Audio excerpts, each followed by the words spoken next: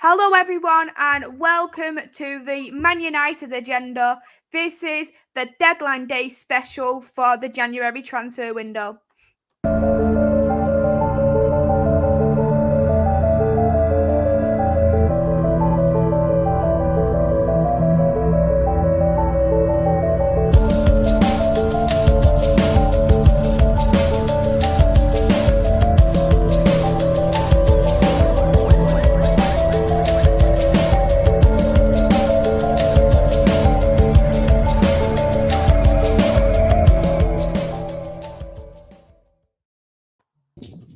Hello everyone, welcome back to the Man United agenda. Starting it off today for the transfer window, it's me, MAISEY, and today I've got Matt, I've got Reese. How are we both? Go on, Reese. I've just finished work.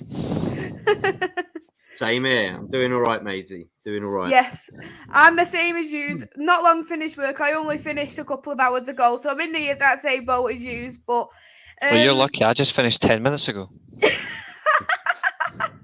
Yeah, I am extremely lucky then. But yeah, transfer deadline day. How have you felt the transfer deadline day has been so far for us, Matt? Terrible. Really bad. I mean, look, we're even trying to offload Lingard, and that's not working out very well. And it looks like he's staying now. So That's off the cards. There's obviously a few other things we're going to be talking about. But I think as a Man United fan, you'd have hoped to have got something in, especially seeing as a lot of players will be leaving, not just this transfer window, but especially in the summer. So I thought we might be looking at a few buys, but it looks like there's going to be nothing. But you never know. You never know. It's all the way to 11, so anything can happen. Exactly. And Reese, how have you felt this transfer window has been for us?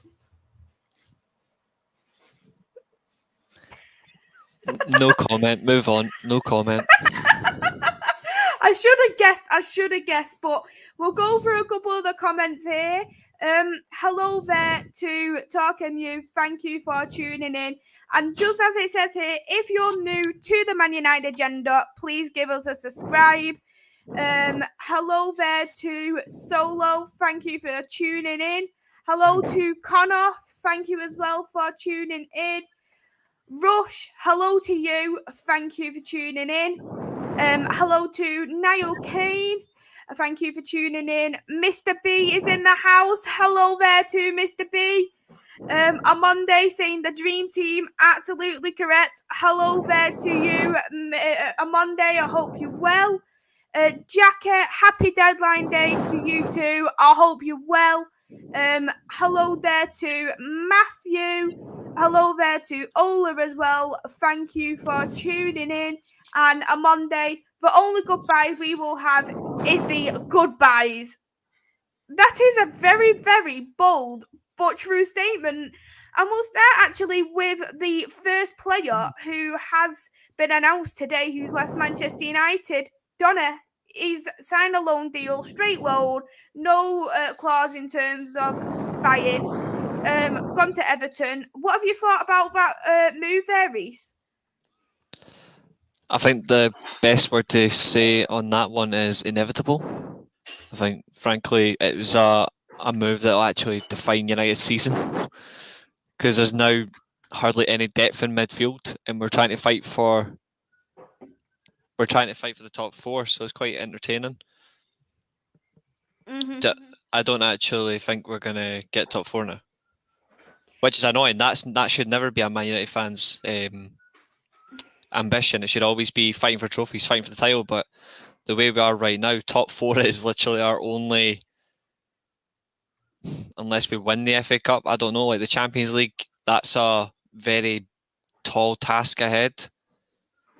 Anything's possible. FA Cup's possible, but it's the league I'm more concerned about, and the fact that we've got virtually no depth in midfield. Like, we're not looking to sign anybody says all. Like, I think they've just decided, fuck it, we're not gonna bother. But hey ho, that's just a manner of speaking. But for him, at least it's regular game time. He's going to play under a manager that we hope will give him game time, considering the fact he's went on loan, in contrast to Dele Alli, who's joined them on a permanent deal. That really will test the Lampard's decision making? Is he going to play them both together in the same team? Is he going to play one or the other? Is he going to incorporate a 4-man midfield and drop wingers, which is not something he's really done, but he's got a strong midfield. He's got Alan, he's got Decore. Mm-hmm.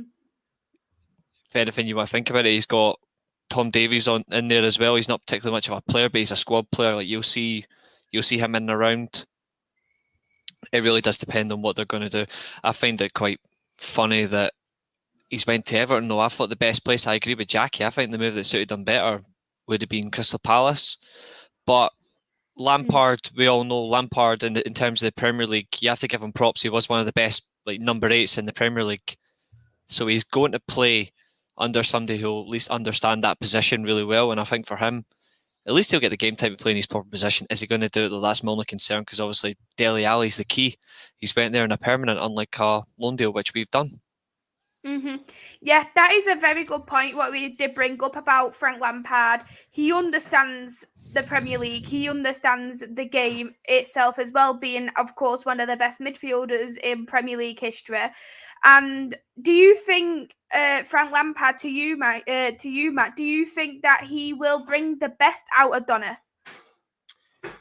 You can only hope so, just for Donny's sake, because he is such an exceptional talent, and you can see the way he's been treated at Man United hasn't been too great, but the same as the way he's handled it has been very well done. You know, usually players like throw their toys out the pram, do you know what I mean? And he's been quite respectful about it, even though he should probably be getting ahead of people like Matic and stuff. And the fact that he's always at the bottom of the list when the team sheets come out, you know what I mean? Even on the substitutes list, he's always at the bottom, do you know what I mean? So it probably hurts his pride a little bit. This hopefully will be a good loan for him and for Everton and for Frank as well coming in. And I know he's keeping Duncan Ferguson there because he needs that morale at Everton. So for Donny, yeah, it could be a good fit for him. I do agree with Reese that I would have liked to see him gone to Palace and under Vieira as well. I think he would have got probably better out of Donny than Frank Lampard. But I mean, you can't underestimate Lampard. But they both know the league, don't they? So it's one of those. And another thing about Frank Lampard as well, despite he had that transfer ban at Chelsea, he still managed to get Chelsea to 4th place. And a lot of people didn't expect that also from Frank Lampard. So knowing that he has got Donny, as we all seen from Ajax, he's a very good technical player. We've seen it all at Ajax. And would that suit Everton's system? Would that suit Everton's formation? What do you think, Reese? For me personally, it depends on where Lampard's going to take it. And I agree with on Monday, like Duncan Ferguson, yeah, he's gone. Like he's been replaced. Like Ashley Cole and Paul Clements came in to replace him. Paul Clements going to be the number 2. But that's weird because this morning a statement came out that he's still going to be on the coaching role. I heard he may be involved to a degree, but he ain't going to be the main. Like the main backup. No, but he's still there. It's still going to be that important for that morale for the way it's going to go. Hopefully, surely. I wonder if he'll go back to the under 23s where he flourished. I don't know because he's all for the Everton Academy. So who knows? But just back to your question regarding Donny van de Beek fitting into Lampard's system. I think the only interesting thing though is Lampard going to do what he did at Chelsea, or is he going to do what he did at Derby? At Derby, it was pretty much one system. It was the 4-3-3, like as the base, and then it either rotated to a 4-2-3-1 or it went to a 4-5-1, depending on games. At Chelsea, it was the 4-2-3-1, then in a 4-3-3. Then it was a back three against Sheffield United because they weren't doing well defensively. And then it went back. Then he ended up sticking with a back three until he got the boot. I don't know how it's going to work. I think in terms of playing in the system, though, at least he knows he's going to get game time regardless. I don't think he would have went to Everton unless in his loan deal he was given assurances about game time. But then again, he was told he was going to get game time this season, and well, look where that got him. I do think overall, I think the better move has been lost. I think it's Palace, but the only reason I think he's went to Everton is club stature. And obviously this year, right at the end of the year. It's the World Cup. Do you honestly think he's going to get taken to the World Cup if he was playing for Crystal Palace? And that's no disrespect to Crystal Palace, by the way. That's no disrespect. But think about club stature. Who are you going to take? Are you going to take a player from Palace? Are you going to take a player from Everton? Mm-hmm. I think he fits to a degree, but it's hard to tell because Lampard does chop and change. He's not a one-system guy. He likes to mix it up. He doesn't have to move house either, does he, if he goes to Everton? So that helps. True. Well, it's true. You've got to play Still that up in the a road. little bit. Only an hour up the road. Exactly. It's not that far. That's very, very true. So Donny was very close as well to signing Crystal Palace. Patrick Vieira, very keen, probably because of Bergkamp. Do you think that for you, Matt, him and Conor Gallagher, would they have worked well together? Would he have suited Patrick Vieira's style of play? I think so. And I don't know what it is, but I just think Patrick Vieira might have got the best out of Donny. Just the way that Vieira was as a player anyway. They're a little bit different, Lampard and Vieira, in when they used to play. But I like the way Palace play at the moment. And Everton, of course, are lower in the league, aren't they? And Palace to me is like a club. If I was looking at it, if I was looking at it and I was Donny van der Beek, I'd probably choose Palace. But at the same time, there's probably loads of reasons why he chose Everton. Like you said, like the club stature, the fact it's a big thing, and they've got something going on there, haven't they? You know, with the new stadium and that, it looks attractive. I think either way, it doesn't really matter. I think both clubs will get the best out of him. It's just who's going to get the ultimate Donny van der Beek, and I'm pretty sure Vieira probably would have got that. But I love Donny. I just wish he would have stayed and he would have been given the chance. That's the honesty from me. Like I loved him at Ajax. The team were practically built around him before he come to our club, and he's just not been given that chance, and it's just a shame. Big shame. Of course, yeah, it is a shame, and hopefully if he does get that game time, and for instance there is going to be that more outgoings of Lingard and Paul Pogba in the summer, and whoever does leave Manchester United, that gives that little bit of room for Donny, and especially if he does show to, if that's going to be Ralph or a different permanent manager, that he is suited to the Premier League. So this for me is how I would say a make or break. It will show to us as fans, show to the manager, show to the coaching staff, he is suited to the Premier League. Because as probably as much as the club has got them question marks, so's the fans got them question marks, because he's played 69 minutes in the Premier League this season, so he hasn't even had a full game worth of minutes yet. Well, that's what worries me as well, is the fact that we have to loan him out in order to see the best of him, even though he is our player. Like, can't we do that for ourselves? Can't we get, like, why are we like trying to throw him to somewhere else and then go, okay, yeah, 6 months, he's done great at Everton. Now we want him back and we're going to put him in. And we probably won't. We'll probably just leave him back on the bench again. And that worries me a little bit, the fact that they're not too sure about him. And Everton might go, well, we'll put a bid in for him and we'll take him. And Man United might go in the summer, you know what, 45 million you want? Yeah, go for it. Yes, we'll go through a couple more of the comments. Ola has said, Liverpool has had a fantastic window, looking for a forward to overhauling Man City and winning the European Cup. I think Manchester United will get sixth. That won't look good if we do get sixth. It'll remind me of the Louis van Gaal days all over again. Jacka, good luck to Donna. Secretly, I wish he went to Palace. I feel the move would have been suited to him than the chaos at Everton. Yeah, there is a lot of chaos going on at Everton at the moment. We turned down the chance to sign Kamara. Yeah, Kamara was one of the many midfielders who was linked to Manchester United. Do you think Kamara, for you, Reese, would he have suited Manchester United? Possibly. It just depends on how you wanted to use him. Do you want to use him as a midfield destroyer, or do you want to use him as a deep line playmaker? I don't know what United want in terms of that position.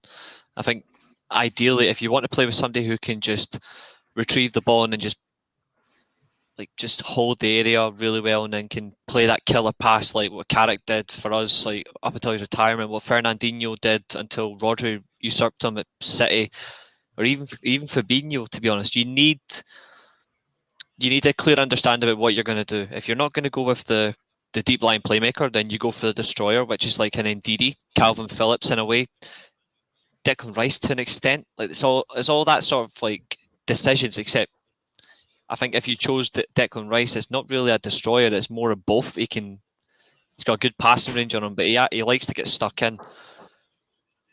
I think Kamara's a good player, though. Don't get me wrong. I've watched Ligue 1 a few times this year, and he's been excellent for Marseille. He's been excellent.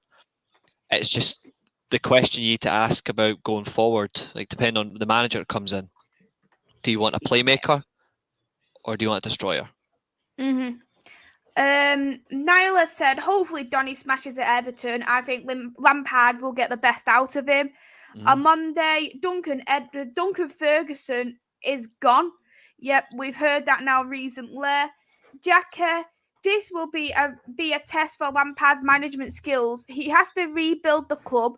Rafa got rid of many backroom staff who had key roles. We'll touch on that a little bit. I'll go with you, Matt. How do you think Lampard will do at Everton? It's a tough task. It is really tough because of what happened with him at Chelsea as well, and the fact that he hasn't really been offered many jobs since, has he? So it was surprising to hear that Everton were going to take him on. You know what? It's one of those things where it's a risk, but what's he got to lose really at the end of the day? And it looks like they're going to be backing him, and if they keep him after this season, the end of the season, and give him the chance to recruit in the summer, then I think he could do well. I think he's going to be a good manager. I'm just not sure where it's going to be, where you go, right, okay, this is where he's kicking off. And he did all right at Derby. I know people give him a lot of slack saying he didn't get into the Premier League with them, but look, he got them into the playoff finals, and he did very well with Chelsea, like we've all agreed. So look, he'll do well. I think he'll do better than Benitez. I think we can all agree on that, and I'm pretty sure the fans are more than happy to have him over Benitez. So yeah, hopefully happy days for Everton, if there's any Everton fans watching tonight.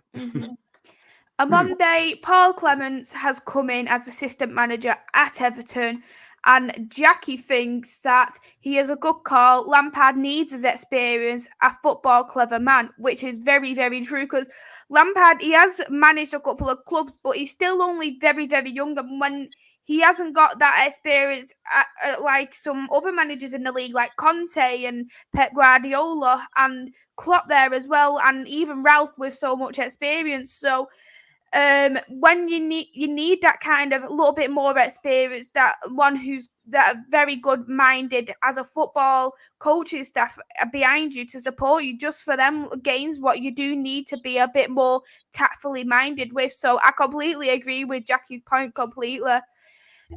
Solo, 11 people in the chat. Yep, 12 people now. Please hit that like button, everybody. Thank you. Monday agrees with Jackie. That is a great coach and a good shout. 3 likes away from 20. Thank you all for liking so far. Bath time, hello to you. Thank you for tuning in. Anthony is in the chat as well. Hello there to Anthony. Thank you for tuning in. Man United told Lingard he is moving nowhere. So, yeah, that did get released roughly around 6 o'clock this evening, that Jesse Lingard is staying put, despite we heard this morning that we are going to be selling we're putting Jesse Lingard on loan. So that is new developments. What do you think about keeping Jesse Lingard, Reese? Looks like that's our right wing depth. Yeah. That's all I can say. And Paul, Bath time move on though. Paul Clement, he managed Swansea and he was assistant manager for Ancelotti when they won the Champions League. Yeah, I agree. I think it is that right wing, for that right wing depth there, because we've only really got Jadon Sancho. So Jadon Sancho, is he going to be available for every single game? He hasn't picked up any injuries yet at Manchester United, but we can never be too certain. Ahmad's on loan, and would Ahmad been good enough, knowing that he hasn't had too much Premier League games, unlike Jesse Lingard? He's had so many Premier League games. He can play as a 10, he can play as a winger. So I completely agree. It is definitely a wing option for me. And if you agree with that too, Matt? Yeah, I would. This whole Lingard thing, though, is really annoyed me. The fact that Man United put 12 million on it for Newcastle if they stay up and beat the relegation drop. People still want him to stay at the club. I'm not really too sure about that. I think we can replace him, get players in that want to be at the club, get squad depth, because that's worrying me. Like Reece said at the start of the show, is that we're losing so many players and our midfield isn't great at the moment. And losing Jesse Lingard, I think's good for us. I think can I still say Deadwood? I think he is a bit Deadwood. He was good at West Ham. I give him that. And he comes back and he tries to get his place, and he hasn't been good enough. He hasn't played that much either, but that's probably because he hasn't warranted the place. So I hope he moves on, but he ain't going to be until obviously summer, is it? It's not going to happen in the next 3 hours unless something crazy happens from Newcastle. You never know. Like I say, you never know. But even if Man United say he's staying, if someone comes in with a crazy bid, he might go. You never know. I still think he's going. There you go. See, you never know. Newcastle go, I'll pay 15 million, and they'll go, okay. Yeah. Exactly. Jackie said Donny Gallagher would have been dynamite plus Hughes. It's a shame it didn't happen. Bargath said Lord Aubameyang back on. Yes, Aubameyang has moved to Barcelona. He was actually at Barcelona before Arsenal agreed to a loan deal with Barcelona. So he was definitely very eager to have his medical, let's just say. Anthony, breaking news, Justin, Matt is getting drunk tonight. I'm not. He's got work in the morning. Not. Certainly not. Certainly are. Jackie said, Bargath, where has his air miles taken him now? Bath time. I think Liverpool spending might mean they're not renewing Mo Salah's contract. So that is very, very interesting. We know in the interviews, though, Klopp didn't seem overly concerned, did he, about the contract situation? Yeah, I can see where Vaughan's coming from, but I disagree. I think what Liverpool are doing is they're building the squad to convince Mo Salah to stay, and they'll work around what he wants. I think the painful thing is I actually think he will renew his contract. I hope he fucks off, though. I hope he does. But I generally think they're doing what a big club should do. Strengthen their positions and then focus on the contract negotiations. Why we've not done anything with contracts. We're I'd say trying to sign anybody, but well, I suppose signing an express card with your name on it must count as a signing. I don't know, but something needs to be done. But I don't think they'll lose Salah unless an extreme bid comes in for Real Madrid. But they've already agreed Mbappe for the summer. I wouldn't be surprised if they still do more business. I still wouldn't be surprised if they get a Salah. Yeah. But I don't think he'll leave, personally. I don't think he will. I think Mane will go. Yeah.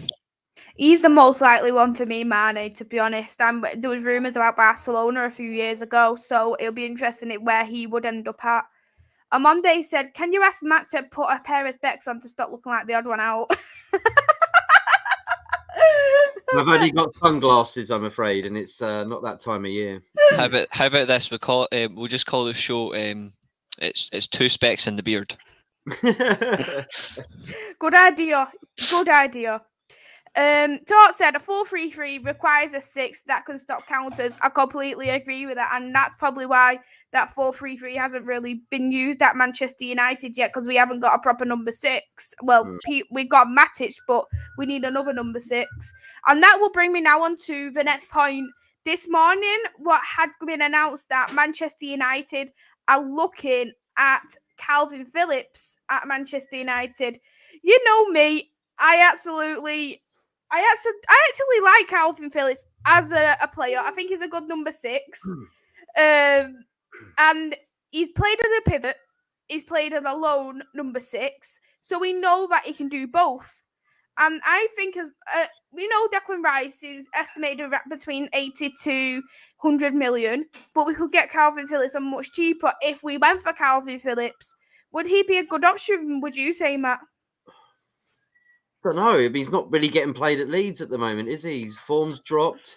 is this some sort of curse after like the final in the European Championships that all these players like Grealish has not been that great, is he? No. Man City, you can't really go. All Wow, hail the curse. All hail the curse. Scotland are going to win the World Cup. I'd be all right with that, mate. Win it on would. FIFA. That's as close as we're going to get. I'm actually cool with it, Reese. You know how so many people don't want the other home nations to win. I do. Like I'm like that. But Well, I do, so I can finally say 66 has happened, but at least Scotland's actually done something. We'll probably win the Six Nations by luck. No, we won't. Ireland will win it. yeah, they probably will. They're looking strong. But yeah, it's like seems like a curse for the players, doesn't it? And he's not like really picked up his form at Leeds. I think Bielsa's sort of dropping him. So that'd be risk for me. That'd be a risk. I think we need someone who is proven.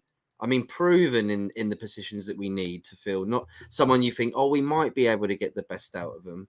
That's not Man United. That's bloody Norwich. That's that's other clubs. We need to get the players that are already proven. That should be our mentality these days. Not like trying to get the best out of players that don't even get into their own teams like Leeds. Yeah, we need to do pretty much what Mourinho did. Not saying people that are past it, but he went for players that are specialists in that position that have the experience. It's just he went for the wrong players. That's what we really need to do. We need to get it right, and we need the proper experience right now at good ages. Get it in, get it done. Who would be that for you? Who would be that one for you then, Reese? Well, the opportunity is gone. It would have been Sakaria. For me, it's either Sakaria or Frankesi. I don't think Declan Rice is going to. I don't know if Declan Rice is going to happen, but I wouldn't be surprised if United do it in the summer, which is why I haven't seen us make a midfield option. My only concern with United is why are they waiting so long? Like, why are they waiting so long to make an option? Like, if you've got somebody you've really got your eyes on, go and get it done now. There's no need to wait for the summer. United have got the money. So if you want a player now for the squad, go and do it. They waited too long on Fernandes, which was an absolute machine in January anyway. But they made that mistake. They should have got him in the summer, but we got him in January anyway, and he's been flourishing ever since. If you want a player there and then get it now, don't waste your time. Mm-hmm. And who would be that right specialist person for you in the midfield then, Matt? I don't actually think there are many about. I think, like Reece says, Rice would be great, but the price wouldn't be. So that would be well over 100 million, I think, unless he waits until he's out of contract. I'm not sure whether he's signed anything in the last year or two that pushes it up to 4 years or anything like that. But probably wouldn't be too long of a wait. But do you want to wait that long? Like you said, Reece, why are we waiting? And that's all we seem to do, wait until players are like a little bit more cheaper. Go out and get them players. I'd actually like to see, this is going to be probably controversial, but I would like to possibly bring or look at bringing Jude Bellingham at some point. Now, I know we're saying about experience, and he's not necessarily the most experienced, but he does get Champions League every year, and he has been performing very well out there. Next year. Telling you right now, he'll be our big sign in summer 2023. Telling you now. January 31st, 2022. I'm telling you right now, Bellingham will sign for United next summer. There's Dortmund are not going to want to sell too many players because we all know they've lost Sancho last summer. This summer coming up, knowing the release clause of Haaland, it's either 72 or 78 million. 68 million. 68 million. So look at that. 68 million for Haaland. A lot of clubs are going to snatch that up. And his then goal ratio, Maisie, is crazy, isn't it? No, Vaughn. No. What is Vaughn saying? No hope, no way in hell would I want him at Man United. Nah. Nah. Harry Winks. No way. He's not going to Scumfield. He's coming to Old Trafford. He's not a bad player, is he? Really, but he's just. I don't know. He's dropped form recently as well. England. He isn't that good. I don't think he's that good. He's all right. He's not going to be world class. I don't think. He's just a good squad depth. Someone to come on and finish off a job. Maybe that sort of player. For me. He's Eric Dyer level. Yeah. So that. Let's go through a couple more of the comments. Matthew said, Kamara for 15 million would have been a good squad player. Completely agree. Connor said, I agree, Vaughn. I feel like signing the winger is a foreshadowing that they're not interested in giving Salah the money he wants. Jackie has said, bath time, I feel Salah has a plan that doesn't involve Liverpool, which is very, very interesting. Just as Mr. B has said, hit that like button. Bath time, I think it's lunacy to risk losing Salah. It is, knowing that Salah is one of their best players, so I do agree with that. Would you call him a legend? When I don't like calling any Liverpool player a legend. I'm sorry. Stepping out of the bubble, would you think a Liverpool fan would call him a legend of the club for winning Champions League? I think so. I'd probably say that they probably would. Probably. He's won in the Champions League. He's won in the Premier League. So would you want to let that legend go? Would you? He's one of the highest goal scorers as well, and he's won the Golden Boot on 2 different occasions now. So, people would consider him as a legend for the club, wasn't there? Yeah. Todd said, yes, he is. He's just getting better and better, and that is just the sad thing about it.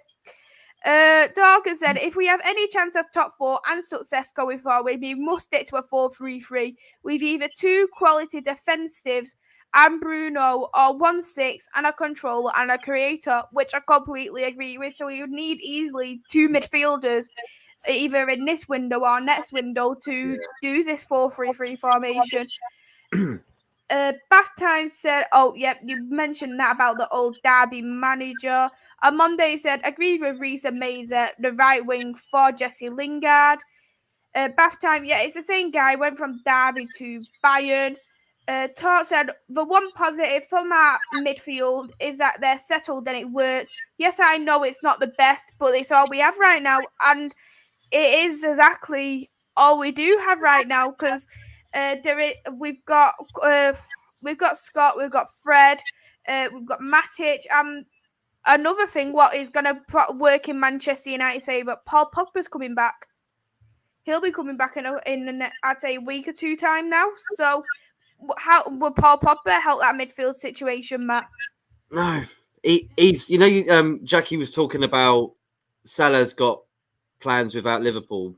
He's got plans without Man United.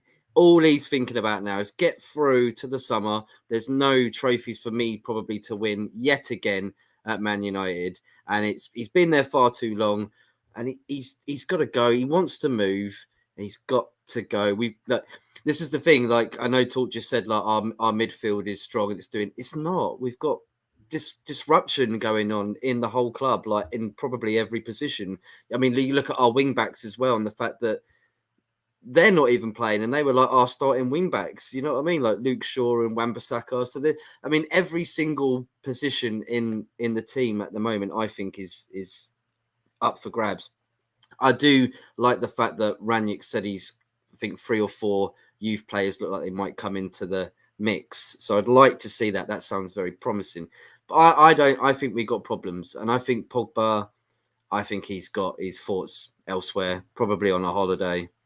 He's probably booking up holidays right now. He does not care about being at Man United, I don't think, anymore. Alias has said, we need a backup for De Gea. It's not justified to keep Henderson and destroy his career on the bench. Henderson needs first team game to keep his international career on. What do you think about that, Reece? Because I know we did get Tom Heaton in the summer window, but do we need another goalkeeper? No, I don't think so. If you want to send Henderson on loan, then just put Heaton as the backup, and then that's it. We've got the under 23s if we need cover. So if they want to send Henderson out on loan, Heaton can easily sit on the bench. I'm not fussed. Zakaria for 7 million. What a miss. We will buy him for 80 million from Juventus next season. Knowing us, that would be the case. Always the way.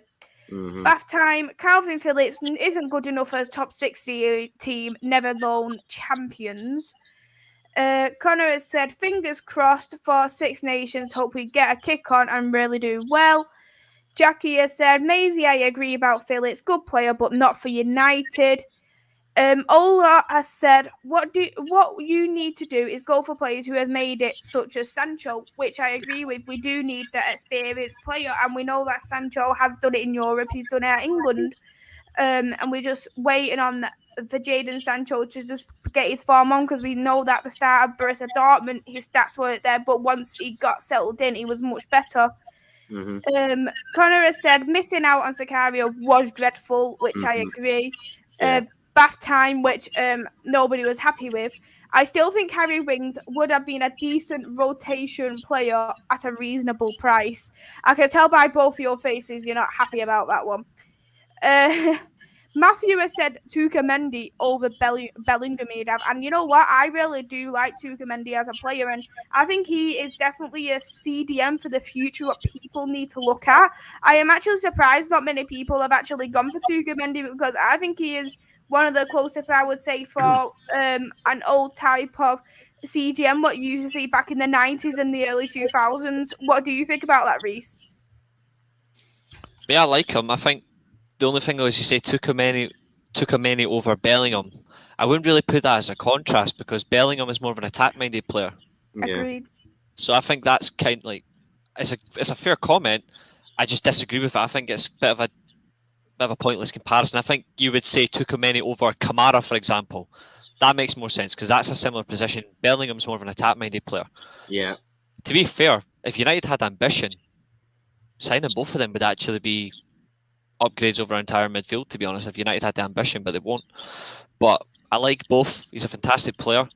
I wouldn't mind either of them, but personal preference, just for the sake of it. I'm a United fan. It's always about getting the best in there. I'd have both, not one. Russia said Manjaba to be fast-tracked into the first team, which did get announced today as well. I'm really looking forward to seeing that. Brilliant player. So I am really looking forward to seeing that. Talker said, but Matt, we are in fourth. Yeah, but we got points, games that people have got in hand. Like, if you look at it, if you pulled it level, we're struggling. And if we are fourth, mate, and you are right, we are fourth, but we're fourth. All of our players seem to be leaving, or they don't want to be here anymore. So that looks very weird for me, for trying to run for a top fourth place, when you look at clubs like Spurs. They're getting in a few players here and there. I just think Man United needed to get one or two just to strengthen that squad. That's all. So I think for top four now, I'm not. Doesn't look good to me. Russia said Spurs was in talks with Dembele, but no agreement reached. So that definitely does bring me on to the next point about the Dembele situation. We all knew Barcelona wanted to get rid of Dembele by today. A few clubs are actually interested, more clubs than I actually thought would be the case. Tottenham being one, Chelsea being another, Manchester United being one as well, and PSG being another option. So at least 4 clubs are interested in Dembele as a player. Would you go and take Dembele, Matt? It's a risk, just because of his, fitness. He's injury prone. That's not cool. And his wages are quite high. And for a risky buy like that, I'm not too sure. I'd like to see something come in, though, at Man United. So go for it. Why not? Splash the cash, sod it, risk it. Because what have we got to lose? Sod it. Why am I complaining about bringing in a player? We need players in. Bring in anybody. Go down to your local park now. Bring them in. Grab them off the street. We need something. So whatever. I'm cool. I'd be cool with it. I wouldn't like. I'd be welcoming for him. Yeah, so it has just been announced as well that Barcelona have agreed to sign Aubameyang now. So that will be on a loan deal for any Arsenal fans who are actually watching. So that has now been agreed. So another option, what we did have as well, is that Anthony Martial, we already knew, has left to Seville. Option there, so he can gain his fitness. But do you think that with Seville, do you think it's so he can build his fitness back up and then we sell him in the summaries? I certainly think so. I'm just not entirely sure what the ambition is, if they were I think obviously circumstances that have occurred the past couple of days at the club as well, not just players going on loan, but obviously personal circumstances. We're now short in those positions. Mm. Mm-hmm. I'm just not sure. I think loaning them out may have actually been a massive mistake. He's a good player. It's just obviously the inconsistency in his performances. But the fact is, we're now spread thin. Our front line is Cavani, Ronaldo, Rashford, Elanga. Who else? What, Lingard? Like maybe Juan Mata. Like that says all. That's our depth at the minute. I think slightly worrying. We'll see what happens, but I think it may have been a big mistake. We'll just have to see on how he will do in terms of form, because Sevilla are actually doing quite well in the league at the moment, currently in second place. So that is going to be very interesting to see on how he will fit in terms of Seville. Alias has said, "Get Pogba out. No need to go on our knees to keep him. Had enough of his sulking, his lack of form, and enough of his agent. Let him go." I'll definitely agree with the agent situation. I do agree with that. Sewell is a free agent, but we are too proud for him to go if he is not worth 80 million. Niall said, "Will any signings happen?" If you want my opinion, yeah, Reese has said it for me. No, I can't see it happening at this point. I think if we was going to buy somebody, it would have been by now. And we did see rumours a couple of weeks ago that Manchester United are not overly keen in ever spending in the January transfer window. And it has shown, again, this transfer window that they haven't bought anyone when we feel like we really have needed to buy people. Do you think there's going to be any signings there for you, Matt? No.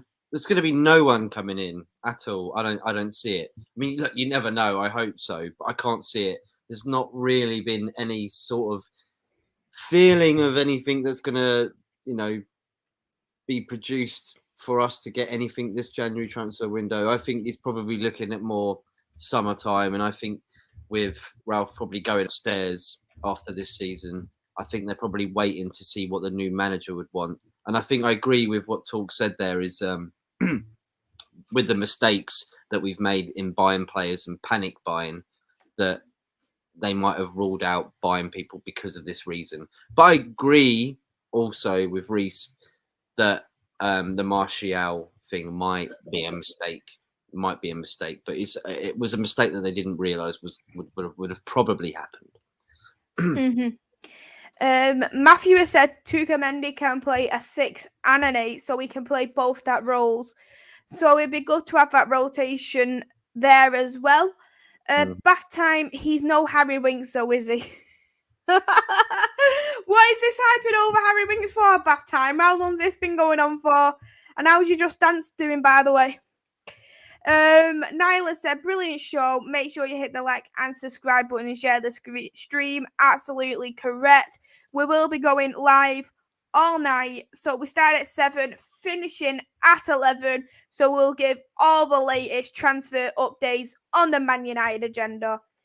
Rush said, "Glazers to fund as many as 5 new players in the summer. Don't see it. Must get them out." Yeah, I don't see it. Funny thing is, I do. You reckon they'll get 5 in? Not 5, but I think we'll get at least 4. I will. And why do you think we'll get 4 at least? It gives me just Van Gaal, like Van Gaal's first transfer window vibes, in terms of like mass clear out, so many players going like due to contracts or the club just want them gone, and then we'll just go and sign like X amount of players to bring them in. I wouldn't be surprised, honestly. But yeah, I agree. The Glazers need to get fucked off, but I think you wouldn't be surprised if 4 or 5 come in. Yeah.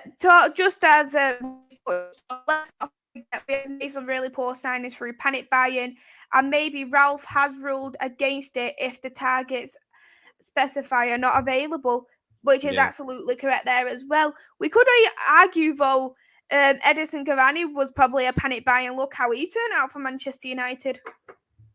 Yeah, that's the thing, isn't it? Sometimes they do work off. Sometimes the ones we go, yeah, definitely we'll buy him in 2 years, then they don't turn out to be. Look at Sancho right now. How many years were we after him? 2 years at least. That wasn't buy, but it hasn't paid off. And then, like you said, I think Ronaldo was kind of a panic buy, and it seems to have paid off. It was really. We weren't looking at getting him. Juventus come in and say, "Oh, we're getting rid of him now." City say they're going in for a bid, and then Man United go and get him. So it was sort of a panic, like we can't let him go anywhere else, so we'll get him in here, even though they had Cavani. So that was a panic buy to me, in a sense. But they knew it was going to sell shirts, so it was sort of like a win-win in a sense, wasn't it? Or maybe it might have been because Manchester City was rumoured to buy. Yeah, I think the rumour made Man United scared that he might be going to our rivals, and they didn't want that to happen. Not with everything that happened with the, the ESL and the fans coming on the pitch, and yeah. Even though we got Ronaldo, there was no excuse to not sign a midfielder anyway. There was no excuse. We bought him very cheap, to be fairly honest. Yeah, and he already made money back from the shirt sale, so there's no excuse to go and invest that money in the midfield. Either the manager was like, "Nah, find him in midfield and then moving on," which he should have been overruled in the first place, so we definitely need a midfielder. Or he thought, the one I wanted, I'm not getting this year, I'll wait. If that's the case, then that's a weak move. If you want somebody, you just go at that club, like the selling club, as much as you can. Like if it's Declan Rice, for example, you tell them, how much do you want? All right, we want 80 million. Fine, like slap it on the table. No trying to bring down the fee. If they want 80 million, then just give them the 80 million. Like there's no need to wait around and fanny about. If you want somebody, just get it done. The club could have signed a midfielder if they wanted to. I think it was just laziness. Be nice if we had like an Abramovich or something, wouldn't it? Who just goes, right, we're getting him. How much you want? Right, done. Yeah. How much you want wages? We'll give you an extra 10,000. There you go. You cool? Yep. Yeah. Brilliant. Yep. Agreed. So here is potential people who we could get next season. Any of them do you think we'll get? None. What about you, Matt? Can you see any of them at Man United? I can't. No, I can't see that happening. You never know, though. If they have a really good 6 months and everyone's going after them and trying to compete, then maybe. But I can't see it right now. I do like Sangar and Mazraoui, like for PSV and Ajax. Fantastic midfielder, brilliant right back. Tukameni's a great midfielder. I disagree with Ait Nouri.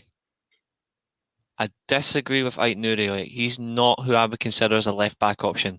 Frankly, as well, left wing back as well. He wouldn't be for me. The other three, I do like them. I just don't see United making the moves. If they did, though, it'd be good ambition.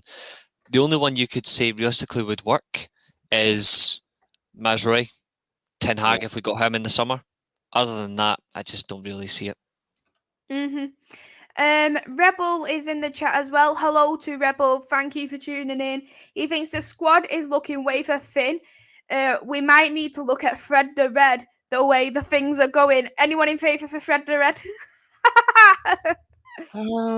Yeah, he can be our striker when Ronaldo leaves, can't he? We need someone big up top.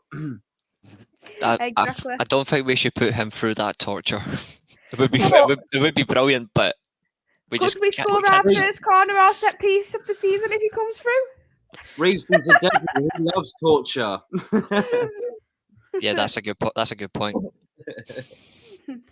Rebel has said, "What about poor Sancho, Reese?" True. Like, obviously, I didn't mention Sancho originally, but you just know that in terms of like depth, obviously he's in there. He has got a big second half of the season to come in terms of like just proving himself. I know he will, so I'm not really worried. The only thing though is, are they really going to play him in his preferred position? They need to play him on the right hand side if they're sticking with the 4-3-3. Leave him off the left. We've got depth right there in the moment anyway in the Lingard and Rashford. That's two left-sided players sorted. You've got the central positions in Cavani and Ronaldo. And then obviously on the right, you've got Sancho and Lingard. Saying that just sounds unfortunate.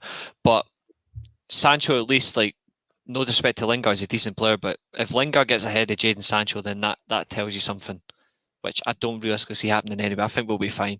But he needs a strong second half of the season. He needs a strong one. Yeah. Okay.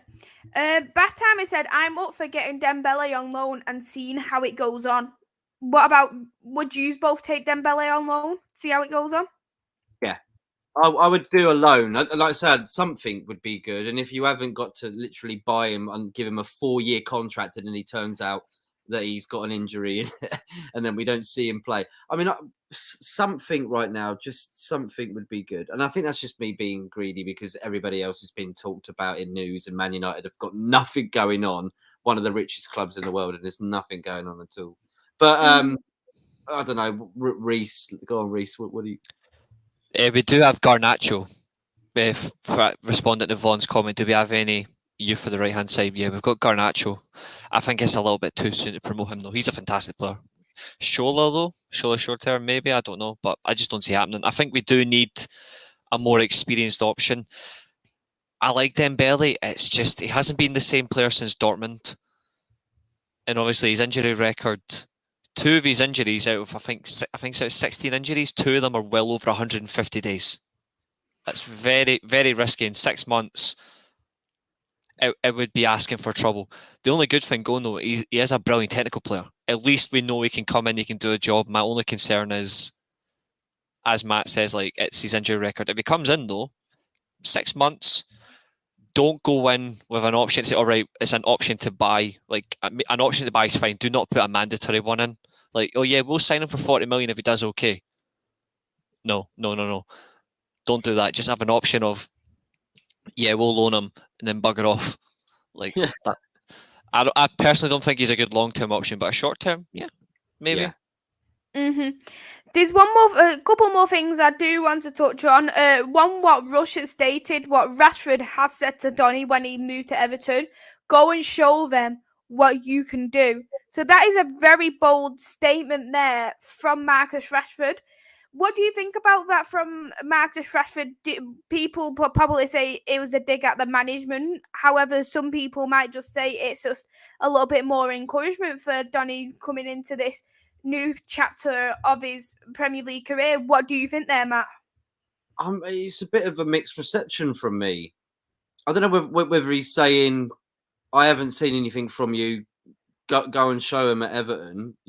Haven't been that great here. I'm not saying he's disrespected him, but he's giving him like the praise of like, go and show him what you can do. But that's a mixed message from me. He should be showing him what he should be doing anyway, surely. I mean, we shouldn't be asking what he can do. We've seen what he could be doing at Ajax. He was in the Champions League when probably our own team wasn't in the Champions League. So I don't get it. But yeah, go show our club what you can do, because we don't apparently want you at the moment. Doesn't sound right, does it? No, it doesn't sound nice to read it from a Manchester United fan's point of view, because as you say, you get mixed messages from this. But what message have you got from that, Reese? Slightly similar. I just think it's purely of the sense of just go and enjoy it. Just go and enjoy Everton. I don't think there's much in it really, but realistically, 6 months playing for Everton, still one of the biggest clubs in England. It's a good opportunity. It's a good chance to get himself in a good time frame for the World Cup as well, because you don't know what it's going to be like after the season's over. If he's going to be playing regular football at United, at least he's going to be in some form of physical and sharp condition up until then, so he can prove himself. Might get a permanent move away in the summer, but I just think it's purely, or you went on loan, go and enjoy yourself, similar to what they did with Diallo, etc. I think it's purely the exact same. I don't think it's anything else. And yeah, Andrew Ramsey has signed for Rangers. Yes, he has. Shock, horror when I seen it, put it that way. I'm guessing you're not happy about that. Put it this way, like, I think he's a good player. It's just his injury record is appalling. Like, his injury record is fucking shocking, but he's a good player. I will say this though, if he scores against Celtic on Wednesday night and wins them the game, then I'll give him a chance. But I don't know why he's in there when we've already got one crooked midfielder, and that's Lundstrom. They say Reece. They say it's the best signing, the biggest signing since Paul Gascoigne. No, because at that time you also had Haitley, you also had Brian Laudrup, you also had Claudio Caniggia, so nah. And obviously you had Bomber Alberts, so nah. I wouldn't say biggest signing since Gascoigne, because he went into a team that was already winning titles. Yeah, Laudrup. But I would say it's the most interesting signing probably since then. Most interesting signing, because obviously Ramsey, I'm not going to deny he done really well at Arsenal. He won back-to-back. Obviously, he won back-to-back FA Cups 2014, 2015. He was instrumental in them getting the equaliser, I think. So it's very bold. Obviously, he didn't do well at Juventus. I think it's purely because they had better quality players in that position that he was never going to get ahead of. But he's come to Scotland, come to Rangers. You know what? I'll enjoy it. And if he wins us the Old Firm game, I'll say cheers. But if he has a shit game, I'll be saying go back. Mm-hmm. I'm just kidding. I won't back him. I'll back him. To wrap it up, all three of us will say who has done the best business, which club, Premier League club this season on this window, and I will go for me. I think Aston Villa has done the best deal for me, getting the right back, getting Coutinho. I think it's been very, very good moves there from Steven Gerrard, and I think it is going to help to secure top 10 for Aston Villa. So for me, definitely very good moves, and we'll love to see not as a Manchester United point of view, but it'd be good to see what Coutinho does bring to the table at Aston Villa. Who's your best club, Matt? Do you know what? I don't know, probably not right now, but I'm going to predict that it might be Newcastle at the end of the night. They've actually pulled off a few good ones today. And I just think they can do more business. And if they get Dele Alli as well, because apparently that's looking like that could happen now. He's away to Everton. Yeah. Permanent. What, it's done? Yeah, it's done. That got done literally soon after Donny got announced. Oh right, they're bloody so late at putting it up on here. Okay, yeah, he's went on loan. He's went on loan to Everton from us, and Everton have signed him for 40 million, something brilliant. like that. All right. Okay. Well, look, there you go. I need to go and research a little bit more in the last half an hour or so. So maybe not Newcastle. I think they will at the end of the night. They've got to get a few more players in. But I'll have to agree with you, Beek. I think Aston Villa. What about you, Reese? Finally. Across Europe, it's definitely Rangers, and yeah, Nakamura was the Celtic Japanese midfielder. I have to admit, he was lethal. Although he scored a brilliant free kick against Van der Sar, which made me sick. But that, just to confirm that one for Andrew, because he did ask. For me, Europe-wise, it's Rangers. In terms of the Premier League, I would have to say I think Newcastle probably has done the smartest business. But the best transfer of the whole window for me is Eriksen, 6 months to Brentford. I'm just glad he's back in the Premier League. It's just a shame that he's playing for a dickhead manager. Mm-hmm. So brilliant. Thank you both to Matt and Reese for coming on. Everyone, stay tuned on the Man United agenda. We are going now on a quick break, and the next person's solo will be with you right away. And that is all from me. See you very soon.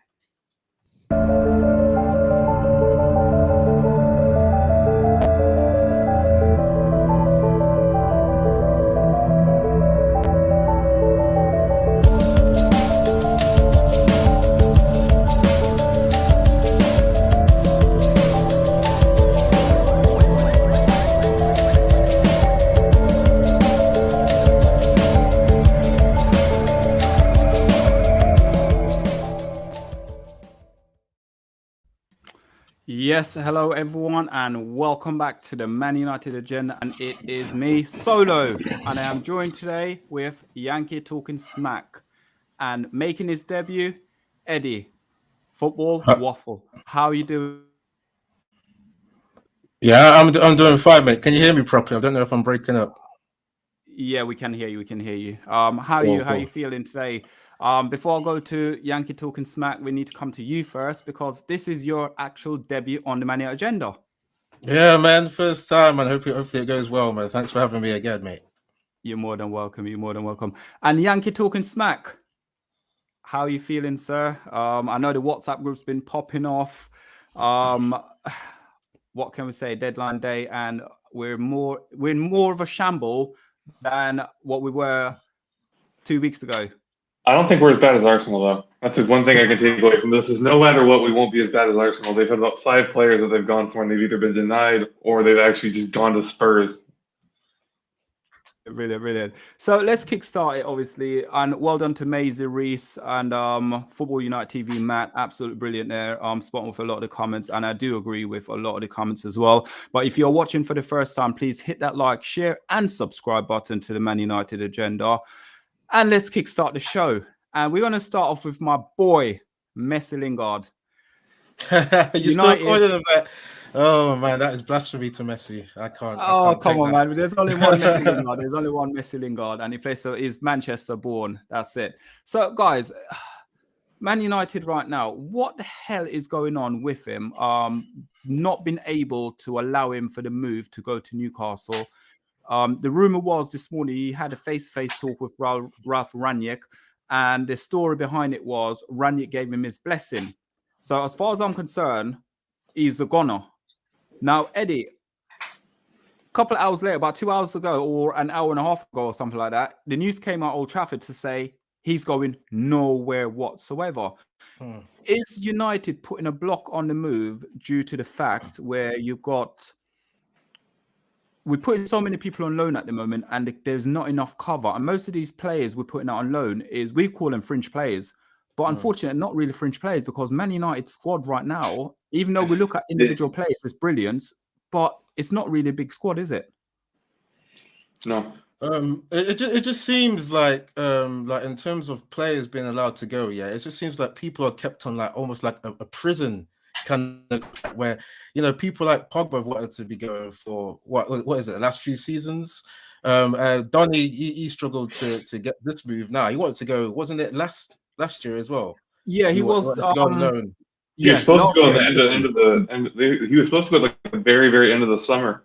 In the last second, it just evaporated. Yeah. And Ole promised something to him. Whatever Ole promised him, obviously didn't work. Yeah, I mean, it's confusing really, because the squad seems to be bloated as well.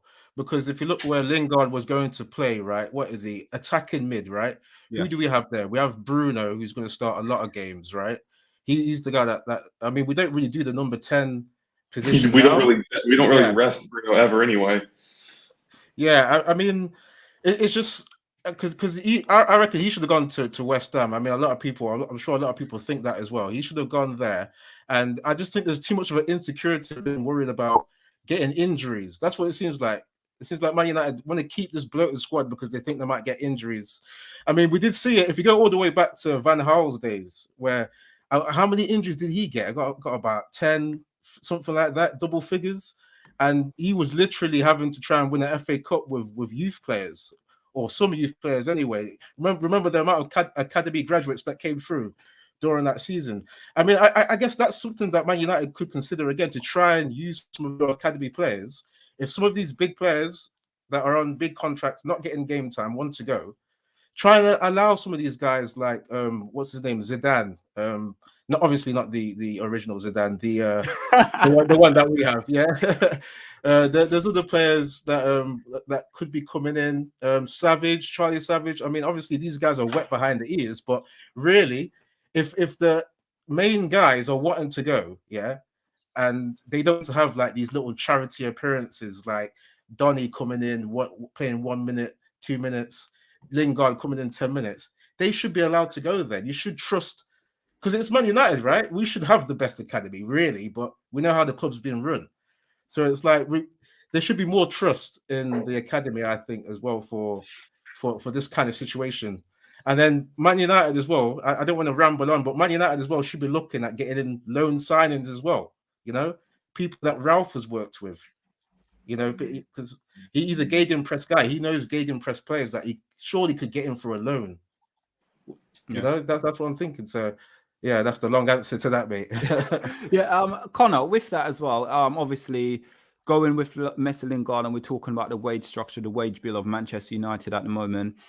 I think altogether with obviously Van der Beek's gone on loan. We've got obviously Martial's already gone on loan. With all the players, the 3 players who've gone on loan so far, it's roughly about 500k, isn't it? It works out to be an average for the wages, what it ran up to be. Now, you got to think, we've got probably the most expensive squad in Premier League. But what have we got really and truly to show for it? Because some of these players wouldn't even walk into, you know, in the top 6. Some of these guys wouldn't even get there. It's not even walking into the top 6. We look at Phil Jones, who literally denied a move to bottom of the league Bordeaux because he wasn't guaranteed playing time. If that doesn't show how bad some of our depth is that are being completely overpaid, I don't know what does. We are the thinnest. It's incredible how thin this squad is with how bloated our wage bill is. Yeah. We're paying players double and triple what they should be earning. You know, you have some players that are on 150, 200K a week, and you just have to ask why. I mean, Juan Mata, I think, is making still like 80, 70,000 a week. Anybody know the last time we saw Juan Mata even touch the field? I know we're keeping him so we can get his badges. Really? I thought it was at 100K. Wasn't it like for Mata? He took a hit. He took a pay cut. He took a pay cut to come back. It was agreed between him and Ole that he would stay with the club to get his coaching badges. But why are we cutting him? Why are we giving him 80K a week? If he's going for his coaching badges, he's not actually going to play for us. Why are we paying him 80K? Yeah, there's no reason for it. You might as well let him finish his the contract and then just bring him in and then give him a cheaper budget of wages rather than give him this influx of money and sort of keep him on the books. Because just make him an assistant coach at this point and just give him coaching money. Give him the wages that you would give an actual coach, not 80K for 80K. Yeah, it wasn't that long ago that we were paying that kind of money to players that. Like Luke Shaw. I think Luke Shaw's last contract before he re-upped, he was on like 60, 70K. Yeah. So why are we paying that kind of money to a guy who doesn't play? It's incredible how stupid, and I will say this time and time again because it's continuing to be true. Even with the change in CEO from Woodward, who I have a lot of different nicknames for him, but I'm going to keep it PG, to Arnold, who even Arnold has said, I'm going to leave. The problem is even though Arnold has said, I'm going to leave the football side of things to the football people, which I think every fan can agree we loved hearing that the CEO was going to leave the footballing stuff to football minds, which is why they brought in Ralph to at least be a consultant if he doesn't become permanent. The problem is our board's a bunch of morons. And that's what's happened here with the Lingard deal is Ralph knows that Lingard deserves to go out on loan, probably to end his time at United. I think at the end of the year, he's gone. Because then he's finally going to be able to say, my contract's up, so you don't have any, literally you cannot keep me. Yeah. And the board's gone. I don't think so. I really you're going to stay. And I can understand where they're coming from. But if the manager, I don't understand this board's absolute delusion with bringing in managers to give them zero trust. They trust them in the fact that they're going to let them keep their job. I mean, Ole kept his job for forever when people have been calling for his head for months. So he's fine with the board is fine with letting them keep the job. But it doesn't mean they're actually going to listen to the manager ever during the transfer windows. And this just shows, once again, we saw it with every single Ole transfer window. The only people that were actually brought in because Ole wanted them were Bruno and Jadon. Nobody else. I can guarantee you that nobody else that we brought in was brought in because Ole wanted them. It was because the board wanted them and the board wanted to show they were making signings because we constantly were dropping out of the top 4. Yeah. But this shows now again that there is no trust. Even with Ralph, who they said they bring in to consult the team, even after this for 2 years, there's still zero trust. They're going behind his back after he's just said 2 hours before, Lingard, I understand your frustration. I understand you feel trapped here. You can go. And the board's going, nah, never mind. No thanks. Yeah. And guys, going and obviously we can keep going about the wage structure at Man United. But a couple of plays now, what I'm going to look at. And the first one we're looking at is the guy that basically Man City, I don't know how true the rumor was, Alves, for us to go and get him. But I think Man City paid, about 17 million euros for him. And young, and he's achieved quite a lot at that age. I think he's won like about 7 or 8 titles altogether in his career at sort of age 21 or 20. Why didn't Man United go out and actually pursue it and go get him? Because at the moment, I'm going to go through some plays that we've missed out on massively, whether or not we're in for them or not. They were there and we missed out. Yeah, it's a concern. So let's go to Eddie. Eddie, we missed out on him. Yeah. What do you think as well? I know we don't have a great sort of, how can I put it? When it comes to America, like South American players, they never hit the ground running at Man United, did they really? So could that be Yeah. the case? Yeah, I mean, if you were to think like that, I mean, it just shows that you're not really thinking logically, because it's just going to be a coincidence that some of these South Americans are not worked. I mean, the likes of Clements, that's what came to mind straight away. The way that, you know, he was a World Cup winner, and then we saw how it turned out. You know, it wasn't that great. And then now we're dealing with Fred, he's like Dr. Jekyll and Mr. Hyde, isn't he? Really, has one good game, then one bad game, then one good game, then one bad duo game. itself, that pivot is Dr. Jekyll and Mr. Hyde. Everything like both of them. That's the problem. Is they both are the same exact way, and it's crazy. I'll bring up names.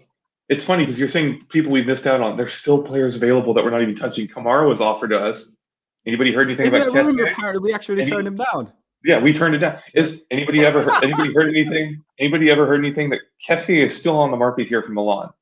Yeah. He has not agreed a pre-contract with anybody. He's not moved. He has literally not accepted a contract with Milan, who are looking like they're possibly going to win the Scudetto this year.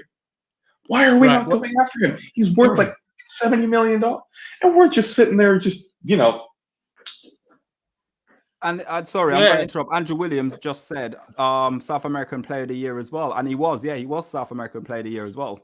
Yeah. So I just got to go back to the point at hand. I mean, if you've got proper football people, right, you don't think, oh, we've had South American flops, therefore we're cursed, isn't it? Really, I don't believe in superstition, right? And if you're a proper football guy, you don't believe in the superstition that it's now the idea that South Americans are going to come and flop. That's kind of silly to think of it, really, because we know some of the best guys on world level come from the South American continent. I mean, come on, the amount of Brazilians that they come through from the favelas, they come to the Brazilian teams, they come to Europe, and they do well. They do all these things. So we've mentioned that Rich Arnold is now the guy, right? And he's going to apparently let the football guys do the decisions. I'm not really confident, because unless Ralph is made a proper director of football, I don't see him being just a consultant as being like strong enough. You know what I mean? He needs to get the power to actually do something. Yeah, because you know we know what consultants are, right? It's basically someone you get for advice that you may not take. It's an optional thing, right? Yeah. You don't quite trust him, right? You take his advice, and then it's up to you to put it into. This is why I love that he's actually agreed that he wants to come back and be a part of the structure here. Edwin van der Sar has said he would love to come back and be the CEO of Manchester United, or at least the director of football. He would love to be here in an administrative capacity. Why are we not taking that opportunity? Could you imagine actually having a guy? Not only is it the fact that he's just done well with Ajax, and we can all agree, Ajax, who they have a decent, but they have the biggest budget in the Eredivisie, in the Dutch league, but they still don't have a massive budget. It's not like they're big ballers like United or Real Madrid or PSG. And he's done very well at the signings. He's turned Sebastian Haller, who was a West Ham flop, into the top scorer in the Champions League. Exactly. Into the top scorer in the Champions League. So why are we not looking at that? And not only that alone is a reason I'd want him, but he's a United legend. He's one of the best keepers we've ever had at the club. Why would you not want him back? Do you think, though, this could be, for us as Man United fan, Van der Sar was a legend, but are we probably getting in the same routine with Ole Gunnar Solskjaer, where we're saying he's a legend, and all of a sudden, basically, backfire? We then go turn on him and gone, oh, well. But the issue is with Manchester United, is not to do with like the director of football. It's not to do with the management. The whole thing is from upstairs. It's a whole structure of how the football club's running. I think it's different situations, though, because with Ole, he's a manager, so he's kind of lower down. It's easier to just shut him up and not listen. But he also didn't have a good track record. As much as we want, Cardiff was terrible, which Cardiff wasn't completely his fault. And even the players said it was not his fault. And then he went to Norway and won Malmo, I forget whatever team it was. It might have been Molde. He won them their first title, ever. Yeah. Right. So can I just say real quick? It's a bit different when you have someone who's coming from Ajax, where it's successful. They've gotten to the semifinal of the Champions League under him. They've been very good. They brought in good players. They seem to have revitalized some people's careers. We see Daley Blind, who's come from us. He's revitalized that career. I think that's why it's a different story for me, and I think it's a little bit easier for Van der Sar to be someone that comes back over Ole. Yeah, I'm not sure on Van der Sar really, because like Errol was saying with the whole United legend status thing, I know my friend has just said, you know, okay, he's done well at Ajax. Okay, I hear that. He's helped them to do certain things there, but and I'm comparing him to what Ralph's done as a director of football. That's the guy that I want to come in and really take that role now. Okay, yeah. Edwin. Okay, you've got some progress on your CV, but you can't argue against what Ralph has done for the Red Bull business.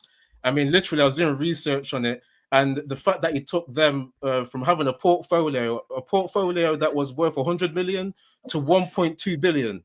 That's 100% profit turnover, or whatever you call it in terms of business. He's taken them from 0 to 100, right? And the guy knows football as well. Okay, we've seen him be a manager too, taking the likes of Leipzig from, what is it, 4th or 5th tier to the 1st division, and he's got the commercial success as well. The commercial success is there, and he's obviously he's a breaking guy, news. so. Don't know how true the news is, but Man United have blocked Dean Henderson from going to Watford. Have you heard the other news as well? There's a reason apparently why Lingard's been blocked by the board, and it's coming out that apparently it's the he who shall not be named situation is the cause of why they're saying Lingard needs to be kept, because they've just, of course, we all know what happened. I'm not going to get into it. I don't like getting into it. It's interesting. Of course, this is non-Man United news, but Dembele to Tottenham was there and then it was gone all within the space of about 5 minutes. But it actually looks like the Aubameyang will be gone. He is off to Barcelona. He's gone. He's there. It's agreed. His medical is going to be scheduled for tonight. So he is confirmed to be off to Barcelona, which is probably honestly the best that Arsenal could have done. But apparently they're Arsenal. It makes me laugh. They actually have signed 2 players in this window. Technically, both Americans. One of them is our the United States men's national team, our backup keeper, who's going to be coming in the summer. And they just signed Austin Trusty from the Colorado Rapids, who's a decent player, but he's very young, still very unpolished. And he'll actually remain. He's basically going to be. It's a sign and loan back, so he'll be staying with Colorado, which kind of makes me laugh because the season doesn't even start till like next month for the MLS. So he's not even playing at the moment. You see, with their business, that's why I'm not really scared of Arsenal now for top 4, because they haven't really done much. They've not done much to really get people in. Like, because I would say they need experience really, because they've got a young squad, right? The likes of Emil Smith-Rowe, Martinelli. I know they're showing really good glimpses of how good they can be, but you need some of them sturdy guys in there that are wily, they're senior and can really guide the team. Have you heard about the Arsenal youth player? Which one? Arsenal youth player this morning left for Leicester on a permanent move. I think like a day after his father put up a story on Instagram of the news that Arteta is getting a 2-year extension, saying, "Oh no, it just gets worse and worse." So Arteta literally is having that big of an impact, that big of a negative impact on Arsenal, that youth players are leaving because they do not want to come to the senior team to be under him. They don't want to be in the senior team if it means being under Arteta for Arsenal. So they're leaving. One just left this morning to Leicester. That is just banter to hear that, and that's what I like to hear about Arsenal, because they're banter FC. I mean, I've heard some I've heard some Arsenal fans saying we're the banter guys after what's recently been happening. For me, Tottenham's the one scaring me right now. Tottenham's making major moves, man. They've made some really good. People are dissing Kuleveski. That dude's a proper player. I'm looking at Bentancur, man. That's the one. Man, they've made 3 moves, and the great thing for them, not for us, is they're loaning out all their crap players. You see, Ndombele, Giovanni Lo Celso, Gil, all their fringe players are leaving, but they brought players in to replace them that are better. That's the thing that we're missing at United, is we've loaned out players just like Tottenham, but they've brought in players that are just as good, if not better. Yeah, someone permanent, someone alone. For me, the Bentancur one, because I've seen him play. This guy, proper international, man. I saw him play for Uruguay at that 2018 World Cup. The way he was controlling the midfield, his technique, his ability to read the game, things like this. And I was wondering why have Juventus let him go? I was thinking maybe he's because Weston McKennie's taking his spot. Oh, okay. So, but Weston McKennie took his spot. I looked at his appearances. He was making loads of first-team appearances. Like, he had 19 appearances in the league, 5 Champions League appearances. He was playing all competitions. So yeah, he McKennie was scored still 3 goals in competitive. 3 games. McKennie scored 3 goals in 3 games for Juventus in the midfield and basically just took his spot right out from under him. Right, but yeah, I'm And that's still where they let him go. worried about He's mental. still a good player. He's still a great player. Because Conte knows talent as well. So, because I wanted to count Spurs out because I was thinking, You can't. you know what I mean, Errol? Because Actually, my dad's a Spurs fan. My dad is Spurs. My dad is Spurs. I would love to count them out because I could just shite on my father every single time I see him. But now he's had a way better window than us, and he's bantering the crap out of me the entire day, going, "Hey, how's United's income? Oh, wait, you haven't signed anybody. That's right." Oh yeah. You see, this should make Man United wake up, and just try and get some loan signings. Like I was saying earlier, I mean, have you seen Leipzig? Yeah, there's still people that were under Ralph's tenure that are still playing there that are really good. There's obviously Haidara. We know about him. Yes. I'm surprised he's not been at least loaned in. Is his his release clause is about 33 million, and it's incredible. It's incredible how much he's coming summer. Guys, I'm going to play devil advocate right here now, on this transfer window. Do you guys honestly believe Manchester United right now? You know what? I'm going to play devil advocate afterwards. Connor, from about here, would you mind hitting some of these comments for me? So from roughly about here downwards, please. I can read them out. I can't click on. Yeah, go on. I'll do them. So Andrew Williams says, "Me too. Couldn't believe it last night. Casey looked like they were going." Oh no, we don't need to read that. That's some footy stuff. Yeah. There we go. From Rebel says, I think you clicked off. Rebel says, "Really don't understand with making him stay. Only reason they have kibosh is because reality is that we have not." And he's right. We have nothing in support if he leaves. We've already loaned out enough people, especially back in the summer when we loaned out players like Garner, Galbraith. Divine is gone. We've loaned out so many people. Andrew says Jesse Lingard is good enough to start the EPL for sure, and I think he's right below that, just not for us. Which I agree. Yeah. I think he's a starter in a mid-table team like an Everton or a Southampton or a team like that. West Ham. He's good at West Ham. Or West Ham. He was brilliant at West Ham, and everybody was right when they said it, which was it's because he gets more space. You have to have the space, and with United you don't because they just sit and park. Andrew also says I remember Scholes was on $55K a week. We're talking about the contracts. Yeah, again, Andrew Williams, another one as well. Roy Keane. When Keane signed United, he's on $5K a week, $3.75 million move from Forest. Yeah, that's the thing is it's just the inflation in football has skyrocketed. Good evening, Matthew. Go on. Andrew, Sorry. you have some examples of some South American flops. Fred, Cleberson, Forlan, Valencia, Tesla. I don't really consider Valencia. Yeah, I do. I think he was decent enough. He was decent, but he weren't that. He wasn't what we. He was an expectation flop. He was an expectation flop more than an actual flop. I think he didn't work yet because in comparison to who he was replacing, isn't it? Ronaldo. That's really big feet, really big shoes to fill. Yeah, I think the expectation and in the terms of what his expectation was, he was a flop. But overall, I think he ended up being decent. He wasn't so much a flop as people think it is. He was productive. I remember him getting those crosses from the wing. Yeah, he got quite a few assists. He was one-dimensional in the way he would just put a cross in, but he was very effective. He was powerful. He was fast. Yeah, he was a decent player. If he wasn't replacing Ronaldo, he would have been a great signing, but it's because of who he was replacing. The expectation of what he was going to do or expected to do is what makes him look like a flop.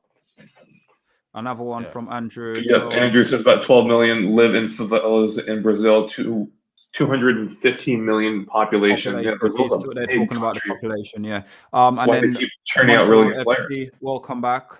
Yeah, he says an administrator is not a manager, and that's what I'm saying. Yeah, I agree. No, he wants to come back as someone who's in the administrative roles as a DOF or a CEO.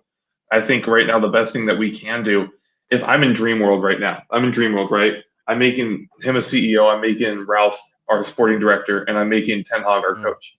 I'm making Ten Hag our manager, and that's my dream right there. Vincent, welcome back. Pat, welcome back. Big up. Thank you for tuning in. She-Devil. What's this? No one is coming in. There you go again. No one's coming in. Yeah, I don't think anybody's coming in. I do agree with the comments made by Montreal and Rebel right below that. Zakaria was 5 million. I've been watching this dude. So my German team that I pull for is Borussia Mönchengladbach, which is where he's come from. I've watched him for the last 2 years, and I'm Swiss, so I watched him with the Swiss national team as well. He's such a good player. He would have been. absolutely brilliant to come in for us, and he's gone for 5 million to Juventus. Yeah. That is mad. That is a dreadful miss. I remember last year he was being valued on. I think it was last summer when people were looking at him. He was valued at 33 million. Just with 12 months on his contract, he was at 33 million, and now with 6 months left, he was valued at 5.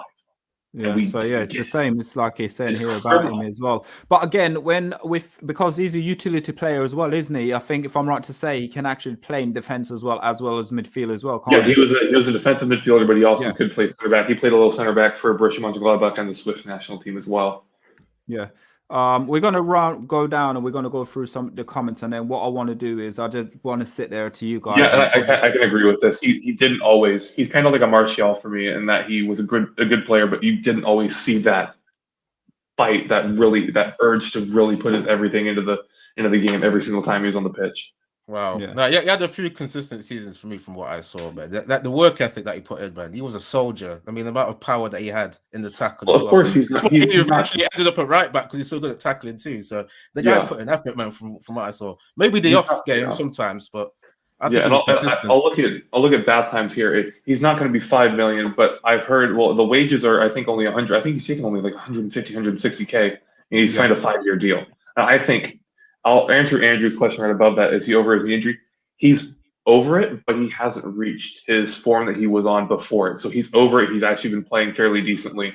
The only reason he wanted to leave is right now Borussia Mönchengladbach's going through a crisis because they're in 14th.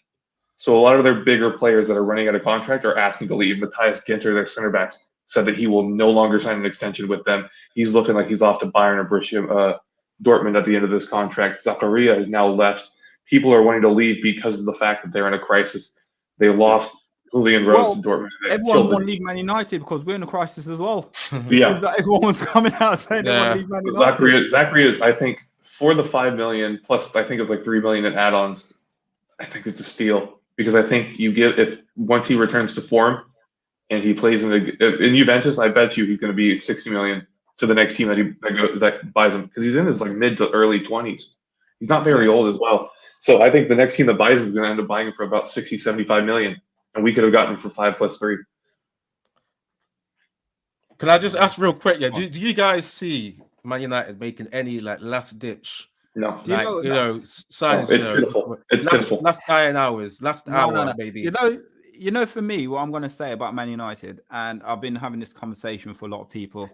I honestly believe Man United is trying to cut the wage bill down as much as possible, putting all the fringe players out. Ralph Rangnick's coming in the club, realizing these guys are just not good enough for Manchester United.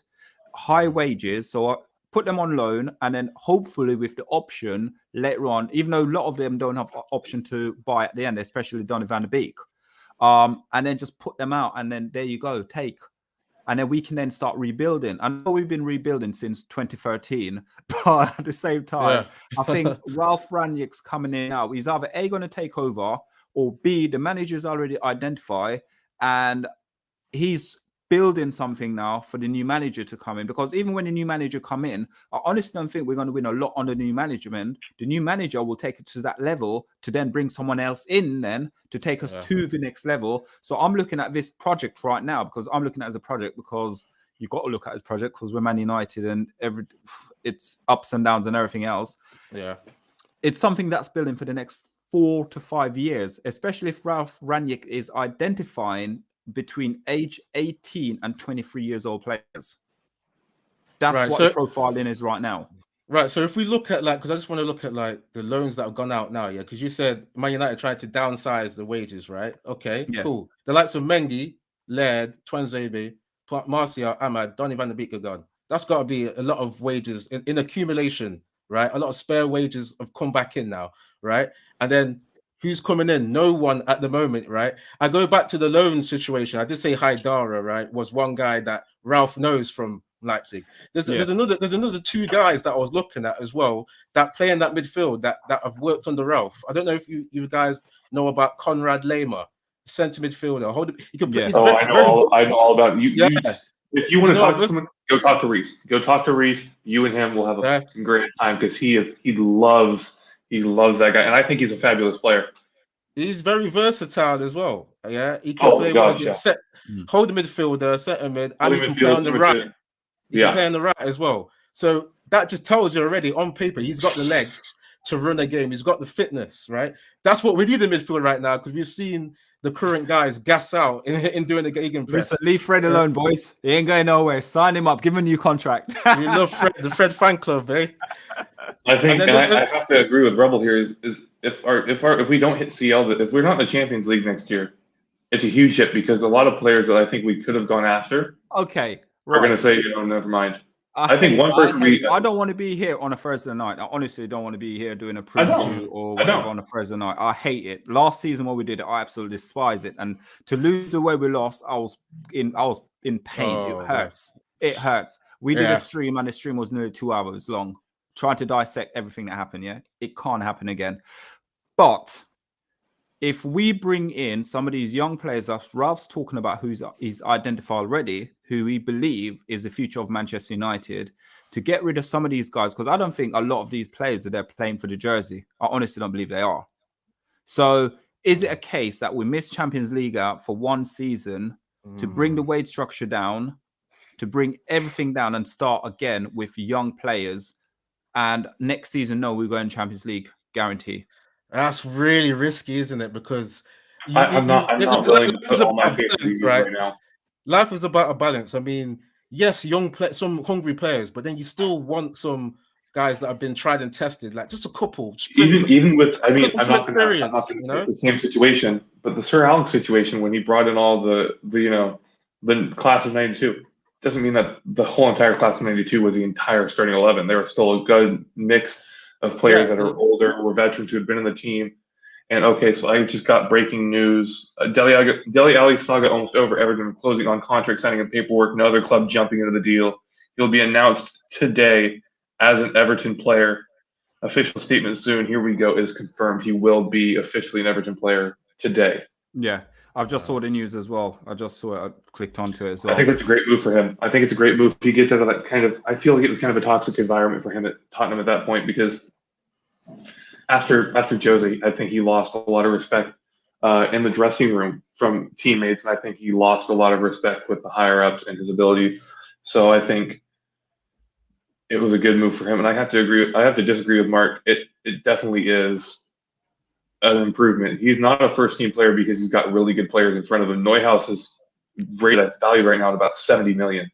Like the midfield that's in Borussia Mönchengladbach is fantastic. But Zakaria, I'm sorry, instantly improves our midfield. Yeah. Instantly, without a doubt. So, guys, 16 in the chat. Can we get at least 40 likes, please? Or 35. Just go 35. Guys, midfield players. We're talking about a bit about midfield players. What I want to do is, if you had to sign one person right now, because obviously we've been linked with Calvin Phillips today. Realistic or not? Am I allowed to be not realistic? I wanted Calvin Phillips, man. Oh, that's my signing already. Yeah. But Calvin. Do you think the rumors? Well, obviously it's a rumor mill, and we are doing the transfer deadline day, and anything is possible. There is nothing impossible about the transfer deadline day. Harry Redknapp will tell you all about that. Yeah, he's a wheeler and dealer. Who is it? Was it Harry Redknapp, and who was it? We weren't Zamora, was it? Who was it that turned up at QPR and nothing was discussed, and he had to turn around in the car and drove off? Yeah, years ago it happened. It happened years ago. I can't remember anyway. But I'll say to Mark here, I've literally been following Borussia Mönchengladbach. Like I said, that I've been following them for like the last 2 years, and I follow the Swiss national team because I'm Swiss. I know this player. I've seen him play. I've seen him play before the injury. I've seen him play after. I know what I'm talking about. I'm not just some idiot trying to talk crap here.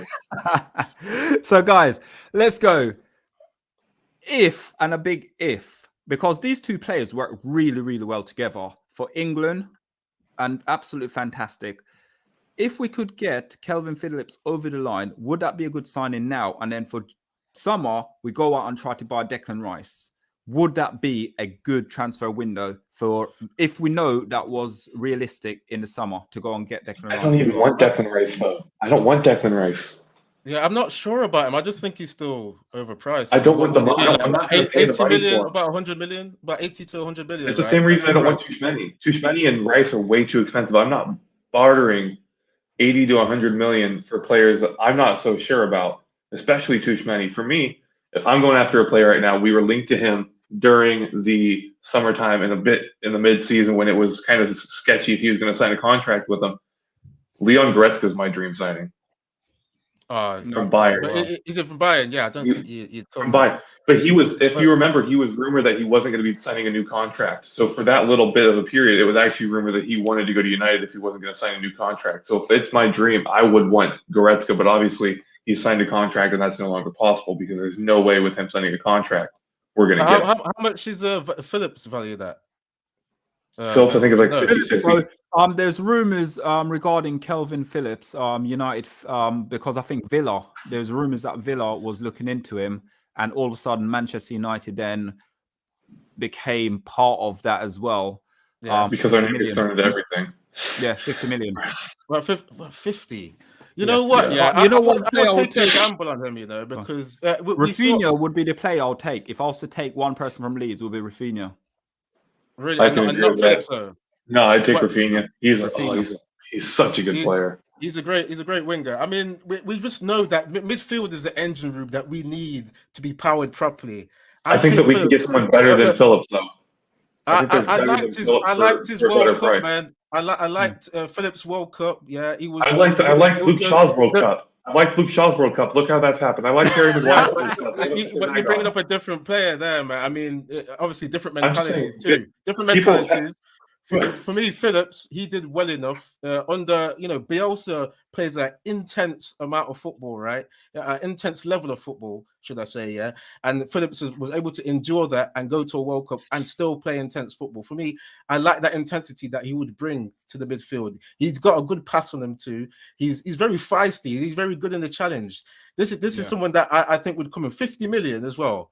I reckon that's all right. I mean, he's gonna. I think he would do better than Fred for 50 million. I think he's a good player. I just don't like saying, "Oh, he did well in the World Cup." Seferovic carried that Swiss team past France. Yeah. Does that mean we should go sign him at striker for 30 million? Some of the guys in the comments, though, guys. Some of the guys I don't in the know about comments that guy. don't really like. Bath Time is saying 120 million. He think he's Yeah, he'd be overpriced. expensive. No way. Montreal is saying he's not solid on Rice at all. Bath Time, I can see Rice at Chelsea. Yeah, I think that's honestly where he's going to go. Yep, Declan Rice.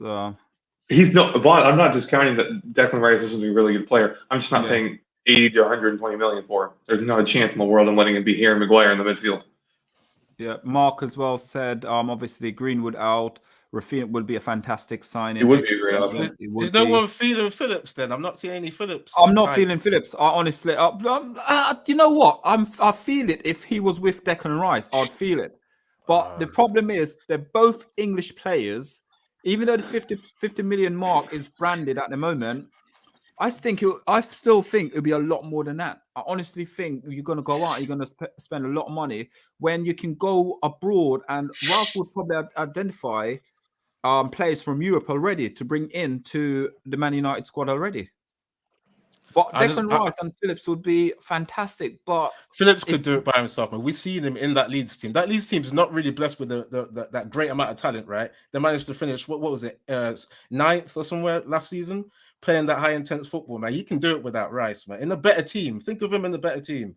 Phillips in a big team like Man United, yeah, with better talent around him. I think he does better than what he did at Leeds, and you just keep improving. I would take Phillips, man. I just go back to the intensity, man. He's got that intensity, the fitness. So, guys, in the comment, who would you take, Phillips, or would you stick with Fred? That's the question. Wow. Big question here. Big question. Get your comments in. Fred or I'd Phillips? I'd stick it for one reason. I'm not paying 50 million for a dude I'm not 100% sure on. Wow. It's for me. There's a line for me on the amount I'll spend. There's an amount I will spend on a player that I'm not 100%. 33 for Haidara is great because it's not that expensive. I know that's not a huge gap, but it's not that expensive. It's someone that Ralph wants, and it's someone who I've seen play who's a very decent player. And it's something where he's so young that it could easily be someone that we bounce his value. For 50 million, though, you're really putting a big price tag on a player. Oh wow, Eddie, you're getting smashed up here, man. I'm in the minority here, man. I mean, I watched a lot of Leeds last season. I mean, I think Phillips has been a little bit injured. I think been he's a injured this decent season, player. yeah. I've just got to say, like he's last season, I didn't see the mistakes in his game that Fred has. Fred is so mistake prone. Even though he has great games. You're watching your Frediditis. That's why, man. You're on Fred's. It's not, man. I try and be objective with everyone, man. I'm not biased to people yet. That's why I'm even watching Leeds. I know they're rivals, but I watch them. Again, Adara again on here. People are saying the same thing with Fred. And Haidara is someone where I would take him, but I can kind of agree with that. I'm just saying there's an amount I will spend on a player who I'm not sure of. That's why for me, getting someone like Zakaria for $5 million was a great deal. That's why for me, I would get right now on a pre-contractor. I'd see how much it would cost. Go get Kessié. What are we doing when Kessie's still not? His contract? He's on the last 6 months. He's on the last 6 months. He's not resigning. Is it? And this is the problem with Pogba, and I'm going to bring Paul Pogba into this mix. Is it sort of like the players are waiting for the club to offer them this mega money contract? No, he said that he's done. He came out like at the beginning of the month or last month and said he's done. He's no longer going to play for Milan after this year. He wants to move on. What are we doing? You know what though? I'm going to say to you, I'm telling you right now, I'm sorry, Eddie, but the Messiah. That's mad. Wow. Pat Lawless, man. Are you on the booze, mate? Because come on, he's not the Messiah. Oh, I mean, he's good sometimes. I mean, that's what it is. Good sometimes, man. Are we forgetting the season we've had with Fred and McTominay in midfield? I'm bringing McTominay into it now. They're both similar in terms of their inconsistency. Don't bring that to bath time. Bath time will come at you. Bath time will come at you. I'm right here as well. A big thing, guys, is Fred loses a lot of duels in midfield. That's a big thing to be doing at a big team. You've got to be stronger in the challenge. You know what? No. You know what though? Phillips wins a lot of duels, man. No. You know what? I did because I'm always about the stats. Yeah, like these guys about eye tests. I'm always about the stats. Yeah. And the other day I did some stats with Fred, Declan Rice, and it was I can't remember. I think it was 3 players I did it with. But stats wise, Fred went far off from them. In duels one, in tackles one. Okay, he wins tackles, but like sometimes where you see his power dwindles against certain players. I remember what was his name, Gray for Everton. The way he buoyed him off in that challenge before he went on that counter attack for Townsend's goal. I think the problem with Phillips, he's had too many times like that this season. I think the problem with Phillips is he's great in things that we already have good strength with our midfielders in, and he's weak in the exact same thing that our midfielders now are weak in, which is ball playing ability. We need. I don't even think we truly need a defensive midfielder. I don't even think we necessarily need a defensive midfielder, but we need a midfielder who's able to get the ball, keep possession of it, and not get nicked off easily, and be able to play solid, consistently accurate passes out to our forwards. A lot of times we see it, and I think you guys would agree with me. A lot of times when you watch the United games, we get lost in the midfield. We get the ball to the midfield, and then the pass goes. Then we turn the ball over. We need somebody who can sit in that midfield area and make the passes forward. Because a lot of times we have good counterattacks. We have abilities to go forward and make something happen, but then we give the ball away. We have a chance down the wing. We give the ball away. I've seen Phillips be able to do that DM role in Bielsa's side as well. We talk about a Leeds side that is vulnerable to being exposed. It's a different system. It's more. He's got more cover. They go one. No, the thing is, they go 1-to-1 in terms of their kind of attack, right? They actually expose themselves a lot to just one-on-one duels, right? And we see they play risky football, and we see a lot of the players, apart from Phillips, they lose the duels. I've seen Phillips win good duels. He's what do you call it? Makes good interceptions, turns over the ball, gets it to certain players. I've not seen him be like dreadful in terms of passing. Fred and McTominay do the same thing. They will win you duels. They will get into challenges and get the ball back. The problem is getting what to do with it. That's the thing, though. Phillips is the same way. He's great getting the ball back, but once he's got the ball, is he really that great? And the problem that I am worried about is with Leeds, their system is a little bit more defensive with the fact that they keep a lot more players back.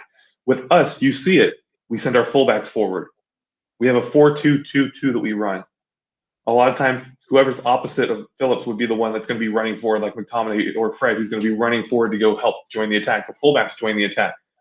Do I really trust them to be? We've seen Leeds attack a lot, though. That's why they have get attacked turned They over keep a lot sometimes. of people back. They keep people back a fair amount as well, because they'll keep back 4 players or 5 players back, and they'll send them forward and be very attacking. But they'll keep 4 or 5 players back. Usually with United, it's like 2 or 3 players that are hanging back. Sometimes will see Maguire or Varane or Lindelof make runs forward into the attacking area into the final third. And that exposes a lot. I don't know how much I trust it. I think we've watched different games because I've seen Leeds do that thing where they try and attack every team, especially last season. They try and go head to head with everyone. They're trying to have a shootout. They try and play expansive football where they really open up the pitch. They really push high. They really, even when they're leading the game, they keep attacking. I've seen them do that kind of thing. And if anything, I've seen actually Man United try and stay deep. But is he worth 50 million though? Is he worth 50 million? For how good he is, he worth 50 million? No, he's not worth 50 million. When I look at Fred, guys, I would do a player swap, Errol, for your guy. Okay. I swap. Okay, but is he worth 50 million? Right now, answer me that question. Is Calvin Phillips worth 50 million? Yeah. I'm taking him for that. Yeah, go on. Yeah, no. He's worth half that. He's probably worth 25, 30 million. British tax. It's British tax. With the tax, I take 50 million, put the tax on it. I'll go for it, man. That's kind of what I mean. There's more space. We play a very high line, and that's why one of the things I mentioned was that our center backs. You see Maguire do it a ton. You see Lindelof do it a ton. Will take the ball and break over the halfway line and go into the attacking third of the opposition team, and it leaves a lot of space and a lot of gaps. I don't know. I don't really trust anybody right now in that midfield to do the job anyway. But I don't think Calvin Phillips improves it. I certainly don't think he does for 50 million. I think he's a $30 million player. He's a British tax player. It's the same with Declan Rice, same with Harry Maguire. The British tax is unreal. It's the reason that we have United asking for a $12 million non-relegation, keep-up clause for him trying to go to Newcastle. That's brilliant. I love it. You know what? Yeah, I absolutely love it because the fact is, Man United have said to Newcastle, we give you 3.5 million, you can loan him, but if you stay up, you got to give us a further. I honestly think that's brilliant. I might be in the minority here. I might be in the minority with that, but I think it's brilliant. It's genius. Basically, it's genius because we know at the end of the 6 months. I mean, I think you guys both agree he's going to walk. End of 6 months, he's gone. Whether he was loaned out or whether he's staying at the club, he's done. He's gone at the end of 6 months to another club. So why not get 60 million for him? Technically, 16 million. It's basically a $60 million permanent fee. Yeah. Because if he goes to Newcastle or West Ham, he's going to loan and then probably end up signing a contract with them. Why not make it a $60 million deal? Guys, we're almost rolling our time down. There's 2 hours and 10 minutes still left of this transfer window to go. For us to do nothing. If you're watching, please like, please share, please subscribe. We're the Man United Agenda. And guess what, guys? Breaking news. We've signed no one. Oh, I thought you were going to say something good then. I remember seeing it a little bit ago. We signed Korean midfielder fucking no one. Sign no one. He comes on a permanent for $0.00. Yep, there you go. So, guys, if you're watching the Man United Agenda, I'm Solo. You got Yankee Talk Smack, and you got Eddie, who's making his debut on the Man United Agenda channel as well today. We're gonna ask you guys if there's one player you could sign in this transfer window, who would it be and why? Because next up we've got OMONDI and Rebel who will be joining us live. So, quick one, Eddie. If you were to sign one player in this transfer window, who would it be and why? Well, is this like a dream one, or has it got to be like? This is dream or realistic? Yeah. This is a dream. This is a dream. We're living a dream right now. Well, I'd have more than one signing, but okay, if I have to go with one. If you were to have one this January transfer, who would it be? A dream signing. I mean, because I've just spent like the best 50 million. The best part of 10 minutes defending Calvin Phillips, who he's been one of my guys I've been watching for ages, man. It would be Calvin Phillips, man. I'll bring, like I said, all the stuff I've said about his intensity, all this. I cannot believe it. He had a good World Cup, like I said. He's shown he can play at top level, right? He was part of a team that got us to a final, that got England to a final, right? You don't do that unless you're good, man. We've seen him with Rice play well. I mean, Errol was saying maybe he needs Rice. I don't think so. Maguire I and reckon Shaw you- were part of that We team need as well. some rice. Maguire and Shaw were part of that team as well. Jack Yeah. Grealish was part of that team. Look how they're doing. Okay, but Fucking yeah, dreadful. they had a good tournament. That's what you got to look at there. Yeah, they had a good tournament. They've come back and they're inconsistent. But Phillips is not of the same mentality for me. I reckon. Did they get a trophy for it? Did they get a trophy for their tournament performances? Oh wait, They no, got it went they Rome, got a didn't it? It medal. went Rome, didn't it? They got a medal. Yeah, runners-up medal. That is something to Oh, put in that it went cabinet. Rome. Okay? But yeah, because if you look at the fact that we got a coach, yeah, at Man United, proper coach, yeah, and We had a we've proper seen, manager for we've, once. we've seen the likes of Klopp. He can bring average midfielders or whatever position they play a bit better because he has the instructions to certain players to help them play. I reckon Ralph gets hold of Phillips, he could improve him as well, and you go up another level. So yeah, Phillips. It's Man, about levels, isn't it? It's about he's levels. got the raw material, isn't it? He's got the intensity, man. Come on. I'm that's gonna what be Man I'm United dream world need. here. I'm gonna say I'm in complete dream world here. If I sign one player today to be in the club, I'm going to Bayern Munich. I'm going to get Joshua Kimmich. Wow. You want to talk about an absolute boss who can do so much. We talked about Lionel earlier, being able to play in multiple positions. Joshua Kimmich is one of the best players I've ever seen in that midfield, and he can play on the right back as well. I think if we want, I mean, he's probably one of the top 2 defensive midfielders in the entire world right now. And I don't think he's 2. I honestly don't think he's not. I think he's one of the top 2 defensive midfielders in the world, and he's not 2. And anybody can debate me on that. I'm fine, but Kimmich is such a bad boy. He's such a good player, dude. The technical ability, is everything about him is just fantastic. Yeah. So yours is a really a fantasy. I'm in complete dream world at this point, dude. I'm so disillusioned with this crap, man. You're not alone. I'm so disillusioned. I'm in dream world. You're not alone. You're not alone, guys. If you're watching, please like, please share, please subscribe. We've got the team in the house at the moment. I'm not. There's a comment there, but I'm gonna put it up. I agree with that comment. Mark said it straight away. We all agree with it, to be honest with you. I think the club it's in a shambles right now. It's so poorly run. And to be honest with you, whether or not a lot of these decisions is Ranić or not, he must be sitting there scratching his head and thinking, what the hell have I done? What have I come for? What, like, just like the Ronaldo situation. Ronaldo's probably sitting there going, I was sold a dream, but I came here and where's it, there's nothing there at all. It makes me laugh because my Scottish team, Kilmarnock, who are in the 2nd division of Scotland, have signed more players than United has this window. Yep. Giovanni, welcome to the channel. I haven't seen you before. Welcome. Welcome to the channel. And let's go. Yeah. So, guys, listen, it's been fantastic. And literally, I would love us to go today. And even if we get just a snippet of one player, would you take anyone on loan, or would you want it to be a permanent signing? And let's finish off the show. Actually, let's finish off the show with this whole Dembele situation. Obviously from Barcelona, there's rumors. Obviously, Man United were linked with him earlier to come. Then he apparently was going to PSG. Then there was something to do with Chelsea. Then there was something to do with a swap deal between Aubameyang and him. Obviously, Aubameyang now is at Barcelona. Me personally, as a Man United fan, I wouldn't want him anywhere near the club. He's got a really bad attitude. You get injured too easily. I don't think he's the player we're looking for. Ousmane Dembele, yeah? Yeah. Oh, okay, yeah. No, I wouldn't take him either. I wouldn't take him because even if it's a loan move, can we actually guarantee that he's going to be able to play for us? Yeah. That's the problem. Again. And he's going to come with a high wage demand. He's going to come with like his wage demand. Wow. Going to be... Huh? Listen to the comment. Mark Edmonds going in with that, man. Yeah. Bro, I'm about to eat. I'm about to eat lunch. Come on now. Your lunch is wrecked, my friend. Bro, it's 1 p.m. It's 1 p.m. afternoon here. Let me eat my lunch. Peace. Oh no, you can't sit there without it at the moment. You just need to wait and see how it goes, because to be honest with you, 2 hours, 4 minutes to go. Really and truly, realistically, do you think all of those signings, what apparently we're going to be doing, is going to wait now for January? And also, before we round up as well, Van der Beek is gone out. Just a quick summary, quick roundup about Van der Beek. We got about 3 minutes to round it up. So let's go.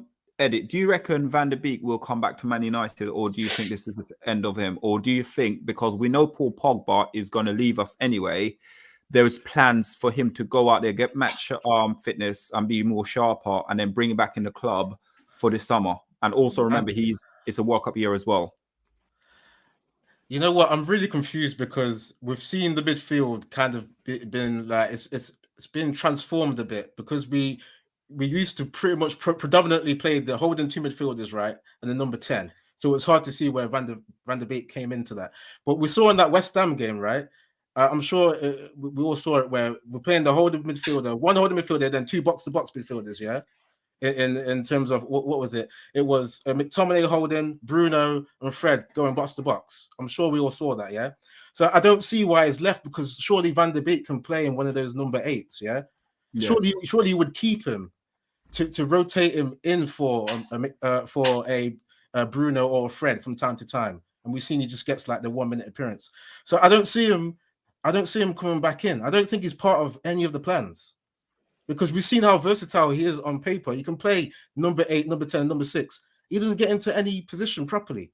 So I reckon they're just getting him out there to just, because he's unhappy, allow him to go for a bit, and then they're going to see who wants to buy him and maybe try and get that 40 million back. Yeah. I have an answer to the Montreal Connor, question. you got 2 minutes. I'll say, I think it's a good move for him. I mean, if Van de Beek goes there and goes on form, I don't think it was the best move for him. Okay, frozen. Yeah.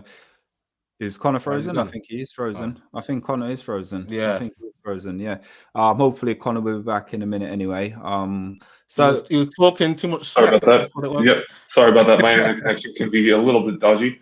But I'll say this again. I think Everton's the move for him. I think there's too much in the midfield that especially with Dele Alli now coming in, he could end up right back on the.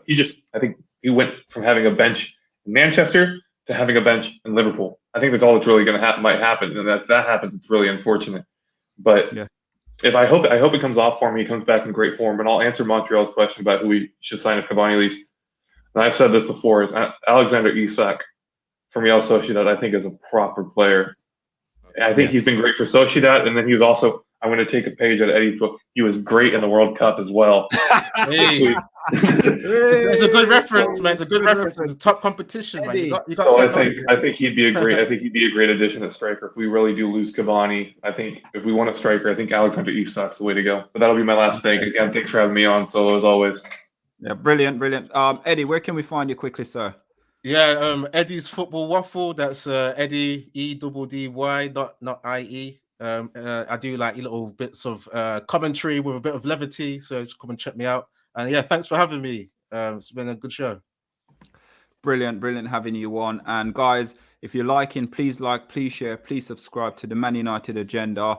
And now I'm going to pass you over to the dream team of OMONDI, Rebel, and Kahunde, and they will be joined by Ian, Blue Moon, and probably Ollie as well. I'm not sure. What a team. What an absolute team. Yeah, what absolute team. So guys, from us, thank you all for watching, liking, and I hope you enjoy the content as well. And just stay tuned. We are going to switch now. Thank you. Cheers.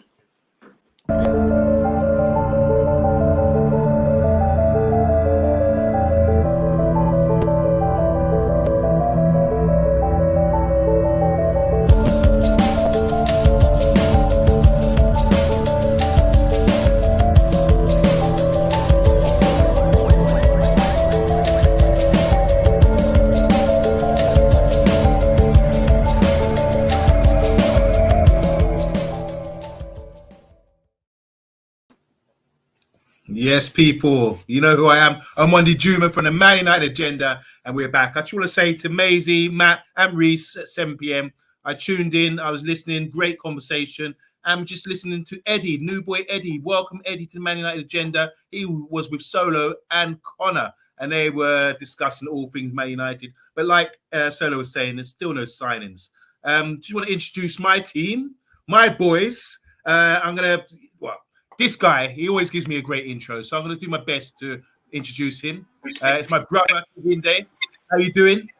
I'm good, bro. I'm good. Excited. Let me just say this. Kahinde is a centre back.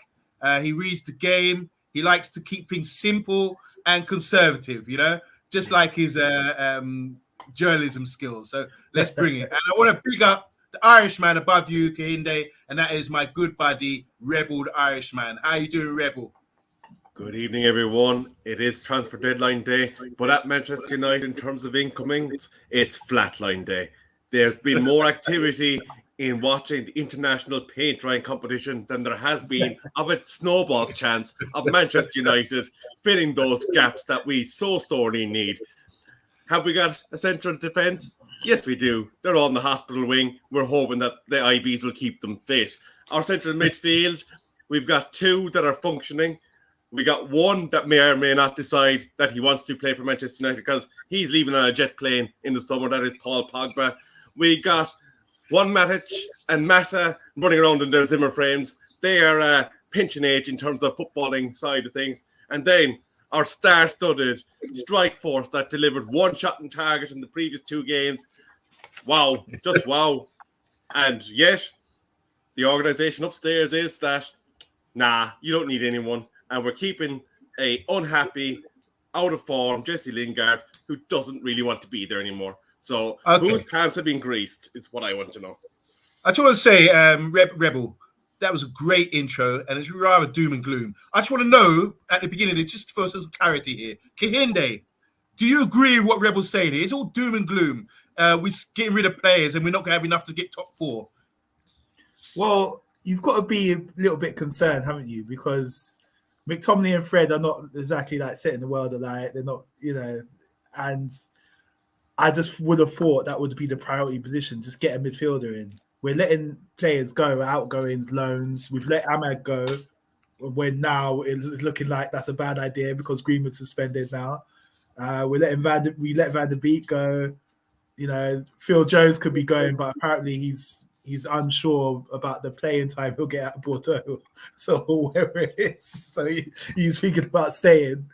But I mean, yeah, you can't have all these outgoings and not add to the squad. We need to just add someone to the squad to just improve us and just assure us that we might get this top four position. I'm worried that Rebel's anxiety is spreading on us. I'm really surprised by what you just said there, Kahinde. Can I just, Rebel, if you don't mind, and Kahinde, if you don't mind, I just want to put a stop to this right now. And I want you to help me along with this. I'm just going to go through. Are we agreed? Do we play a 4-3-3 now? We have to stick with it. It's yeah, the best okay. So we got two goalkeepers, standard. Yep. We got two left backs in Teles and Shaw. Yeah. Centre backs, we've got Fish from the youth just coming through. Lindelof, Harry, Jones, and Varane, and Bailey still there. Yeah. Is that adequate? Yep. Right backs, Dalot and Wan-Bissaka, adequate? Yes. Yep. Actually, at the moment, it's probably Dalot and Jones are covering right back because we don't know what the story with Wan-Bissaka is, what his return date's going to be. I understood he's going to return after this little break. That was the story. That was what they were saying. Midfield three now. So I'm going to name three players: McTominay, Fred, and Matic. Then on top of that, we got Hannibal, Pogba, and Bruno. And then ahead of that as well, we got Zidane, Savage, and Mata. That's 9 players for 3 positions. Okay, right wing or right team. We got Sancho and Lingard. Strikers, we got Cavani and Ronaldo. And on the left, we got Rashford and Langa. And for me, that's adequate enough for our goal, which is top 4 mainly. All this anxiety you're bringing to the table, I just think it's just speculation. I think you're overreacting a little bit, judging by what I've just read out with the side. We've got a strong side there, and like you got to have a minute. Look, what we've done, we've got rid of all the players who aren't on board. All these players that are remaining now and what will remain are on board with what Man United want to do, and that's what to get top 4. Rouse had 2 months to assess the squad. I trust his decision making, and judging by that, just write it down. Look at the squad and the first team. I think we're well suited. I'm gonna have to come in studs up on you there. It is Monday night. We usually have a studs up show, and I'm going to bounce this one over and back with your brother Kahinde because this is going to be a 3-parter. Number 1, let's start with Messi Lingard, as Sola likes to call him. Is he realistically going to try a sod for us after we've denied him loan move after loan move after loan move, after he was lied to in terms of his squad availability at the start of the year with our previous manager. The new managers came in. He hasn't really got a peanut of a chance for him either. And now all of a sudden, out of desperation, we're trying to cling on and hold on to him, when the reality is he's probably going to chill with the under-23s, supping margaritas until the end of the season. So I'm going to throw that one over to Cundy first. So, all right. What do you think about that, bro? Lingard. Again, yeah, Lingard. I just don't even think about him as a player. That's how bad. I just feel like he's irrelevant. I don't even know why you mentioned him. He doesn't hardly play. It's like you mentioned the squads that we've got, and you know it was fine when you up until you got up to the defense, up until you got up to the midfield, because you would agree that McTominay and Fred are not good enough. So we need to upgrade on that. I think everywhere else we've probably got like a decent, decent enough players, especially the forward line. But McTominay and Fred are not good enough, and Matic is too old. So we should have got someone in to, an upgrade on those players, that area. Just one player. That Right. would have. Can we go back to Lingard? Because Rebels talking about Lingard. Can Lingard play on the right and do an adequate job? He has Did you see him done at West Ham? before, Did you see him at West Ham last season? But this for is the example? Is he a thing. Premiership level player? Listen. It's like talking about Van der Beek. If someone's not playing for us at the moment, I'm not going to think about him. It's like Phil Jones. He's not really playing for us regularly, so I don't think of him. So he can play on the right. We've seen that in the past, but he's not someone that's like playing regularly at the moment. So I'm not thinking about him. I'm concerned about the midfield.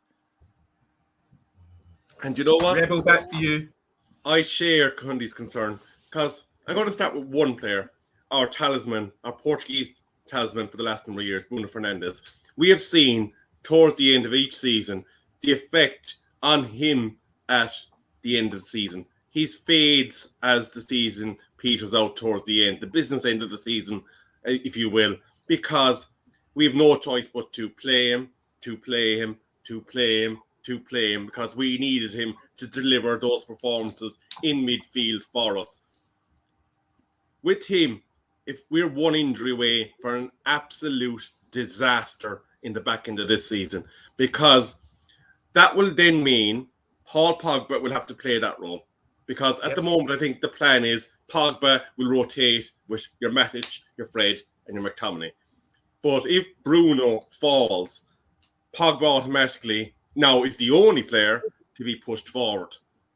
That leaves you then with Matic, Fred, and McTominay. Now, you have mentioned young players.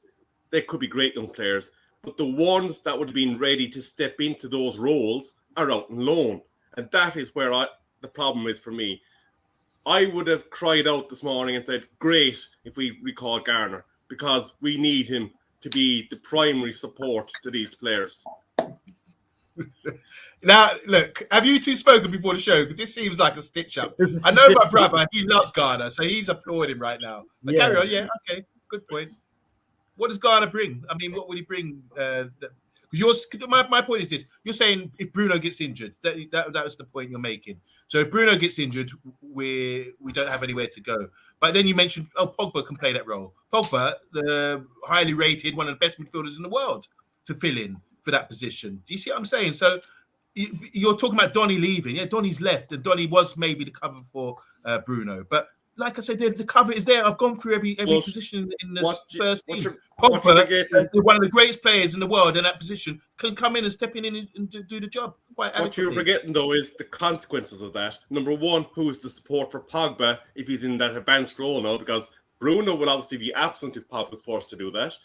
And then the imprint that's left behind him is a 3 for 2 spots. One of which is a player that has got about 60 minutes per game in his legs. Now, can we stop this, please? He's an absolutely fine player. His football brain is there, but the reality of the situation, in the pressure of the back end of the season, if you have cup games, Champions League games, and league games, it's just not going to be tenable to expect a man that is in the final season and a half of his football career at this level to do that role. It just doesn't make logical sense anymore. And we have left ourselves in a space where things are in tight margins. And I can see your brother's nodding because he sees it that way too. Is that right, Kinde? Yeah, I wish I could give Matic Fred's legs. I really wish I could do that for him, because then he would be an accomplished player. I'll be like, yeah, we've got this guy in this position. The thing is, this Matic is just the wrong side of 30. He's not going to be able to play game after game after game. I like him as a player, especially in his prime at Chelsea. He was really good. But McTominay and Fred are not specialists in that position, and Garner is. That's his position. He can play that role, that holding role, and you'll get a lot more ball retention from him as well. So if we had bought him back from loan, that would be great. But I get it why he's on loan for the rest of the season. He's doing well. But otherwise, we should have bought someone in. There was Zakaria who was available for 5 million. Juventus had just taken him. Kamara would be available for the same fee.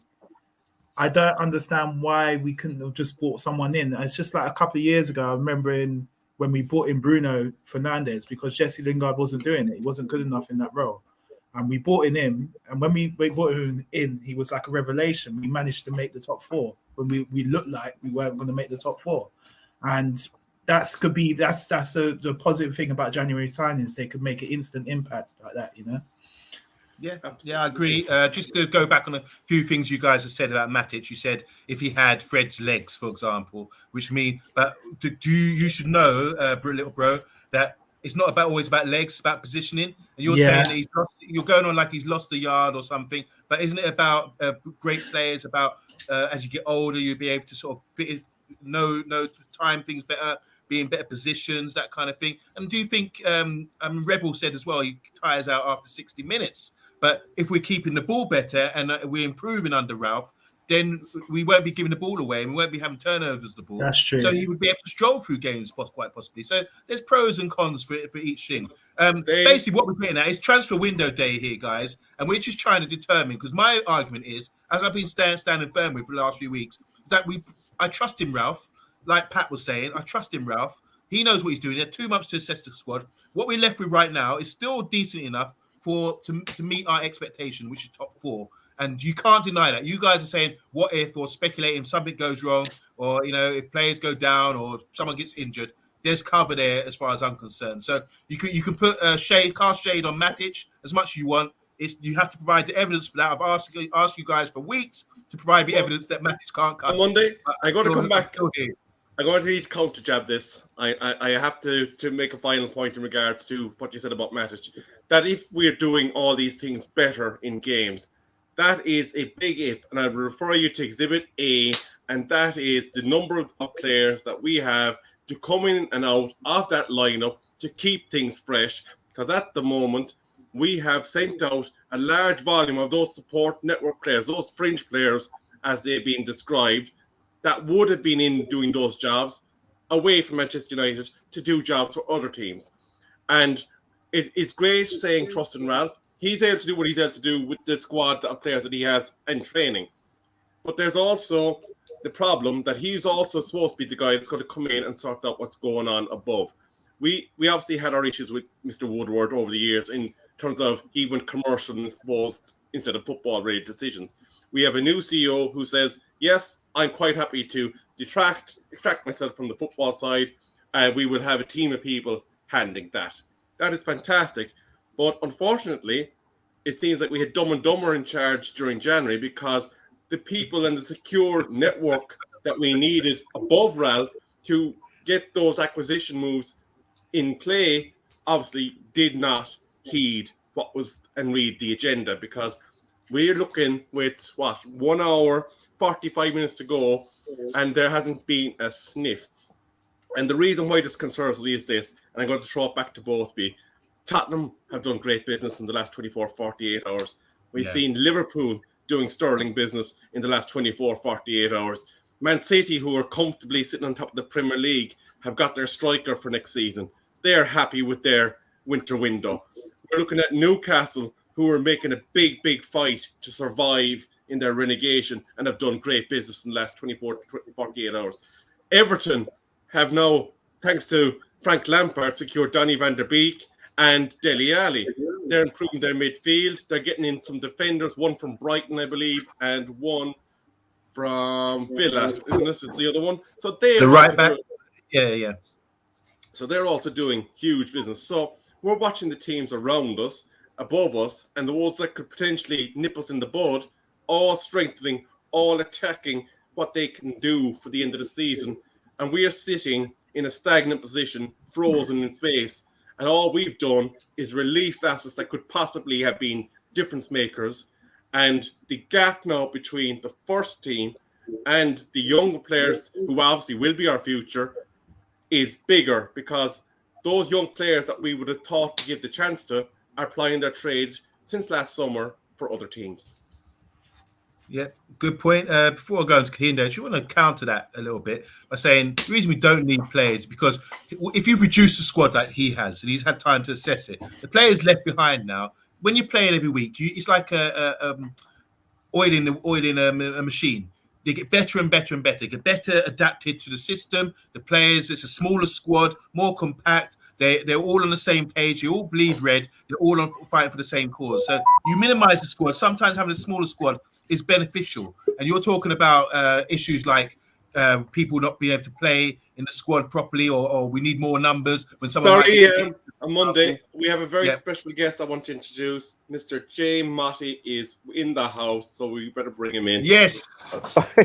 Hopefully Jay Motti will bring some balance to this discussion. Sorry, I didn't mean to interrupt to Monday when he's in full flow there, bro. Sorry. We're going to go live shortly, so I thought I'd come in just before we go live on our channel, just so I can come and chat to you guys. Just see what's going on. What were you talking about then on Monday? Sorry, I missed the beginning. Just to summarize quickly, so we're just discussing. Look, there doesn't seem to be any signings coming in. We're discussing, do we need signings? We looked at the squad. We went through the squad. Every man in the squad, even the youngsters that come in, and I think we're all right to get top four with what we've got. We've got cover in each position, and especially with Lingard maybe playing on the right with Sancho. What do you think? Yeah, I mean, it's easy to get sort of a little bit disheartened that we haven't brought anyone in. And when you think of what our expectations were at the beginning of the season, I think when we brought in the likes of Ronaldo and Sancho and Varane, we all thought we were going to have a title challenge. When that hasn't materialised, you then think, okay, then in January, we'll rectify that. But it's different in January, because by and large, you're getting players that clubs are willing to let go for a reason.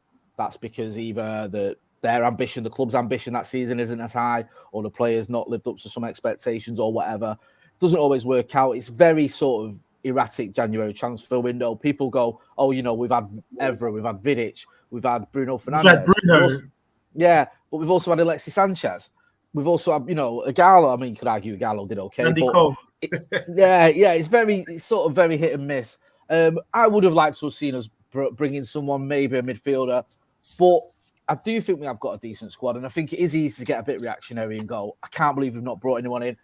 And the reason that I can sort of stomach it a little bit more is from the noises we're hearing from some of the main journalists is United aren't buying someone like, say, I'll just use a name as an example. I'm not saying it's going to happen, but the reason United won't go out and say spend 40 million on Bissouma, for example, is because in the summer we want to go for Rice for bigger money. So if that is the case, if we are going to go for our main targets in the summer, that's okay. I can understand that. If we were sat here in the summer and we haven't brought anyone in, then I'll have an issue with that. But I kind of get where you're coming from on Monday. I think if you can just take a step back and look at it, we have got good players. We have got some real talent. And we have got good cover as well. I think you can look at for example, our front three. You can have Sancho, you can have Ronaldo, you can have Cavani, you can have Marcus, you can have Elanga, you can have Jesse. There's options there. Midfield is probably where you go, okay, sort of defensive midfield area, it's not great. Even in defence, you lose at Harry Maguire, you've got Lindelof, you've got Varane.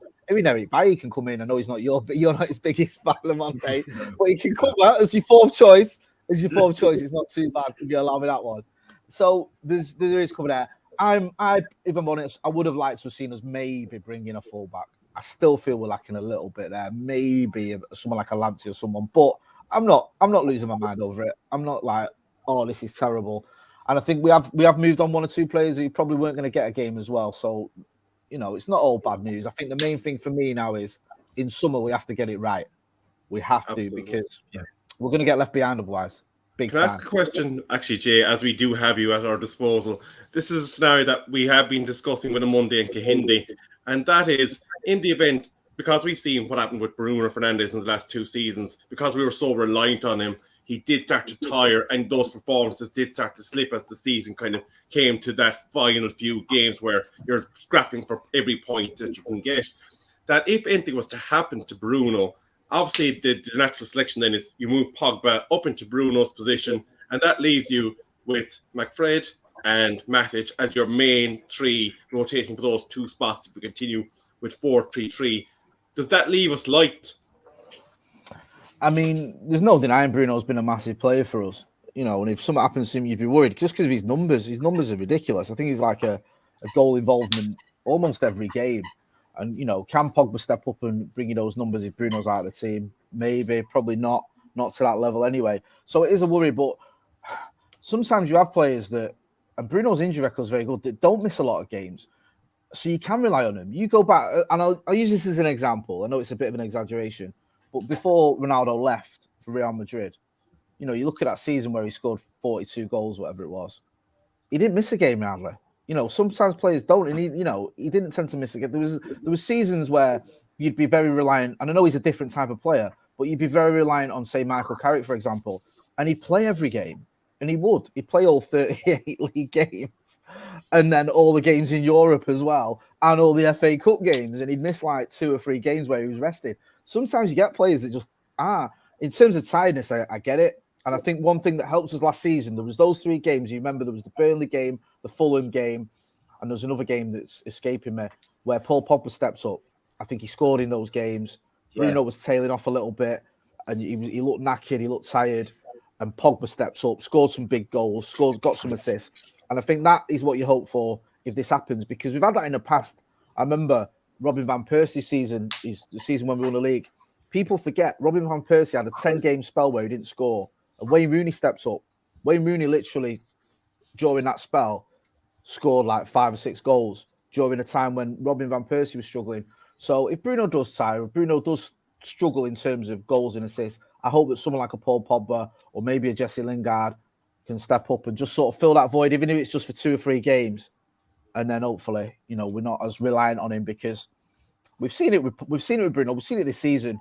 I love Bruno. He's one of my favourite players. But he can have these sort of 4 or 5 games where he runs out of steam a little bit, or for whatever reason, you know, teams target him and it's just not happening for him. And that's when the other players have got to step up, because, you know, as OMONDI was alluding to earlier, we have got players all over the pitch. There's quality all over the pitch. So it can't just be about Bruno Fernandes. You know, this isn't Southampton in 1994 where it was all about Matt Letizia. You have to have other players for Manchester United, and we've got good players who can score and create goals. So there's no excuse to just say, oh, well, Bruno's not performing, that's why we didn't win that game. You look at the likes of Marcus, you look at the likes of Jadon Sancho, I know he's not got going yet, Cavani, Ronaldo, they're all match winners. So, yeah, I think we'll be okay if Bruno does tail off a little bit. Absolutely. And I suppose a follow-up question, if I could be so bold as to throw another one at you. If we're looking at possibly introducing, between the youth players that we'll be promoting into that senior team next year, 6 or 7 new faces to the matchday squad, is it a missed opportunity not to climatize some of these players into the rotation now from here to the end of the season? Yeah, that's always a good argument. Is, you know, you get them in now, you give them that 3 or 4 months. I think a good example of that, and it pains me to say it, I think was it Van Dijk. I think Liverpool bought him, didn't they, mid-season, gave him a sort of few months, was it? And then the next season he was flying, he was settled and all that. And, you know, we've done it. I remember Patrice Evra, when he arrived, he was shocking. You remember his debut against City when he got subbed after 45 minutes? And I remember like, this guy's terrible, man. This isn't the same guy that was at Monaco. What's going on? So sometimes it takes players a few months, especially if they're coming from a different country, just to, you know, from a human element of getting used to being in this country or whatever.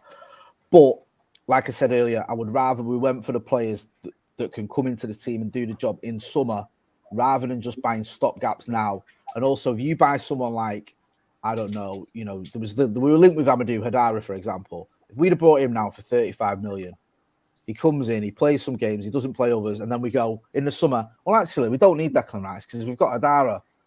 And then you go in, is Hadara as good as Declan Rice? No, not at all, not even remotely in the same league.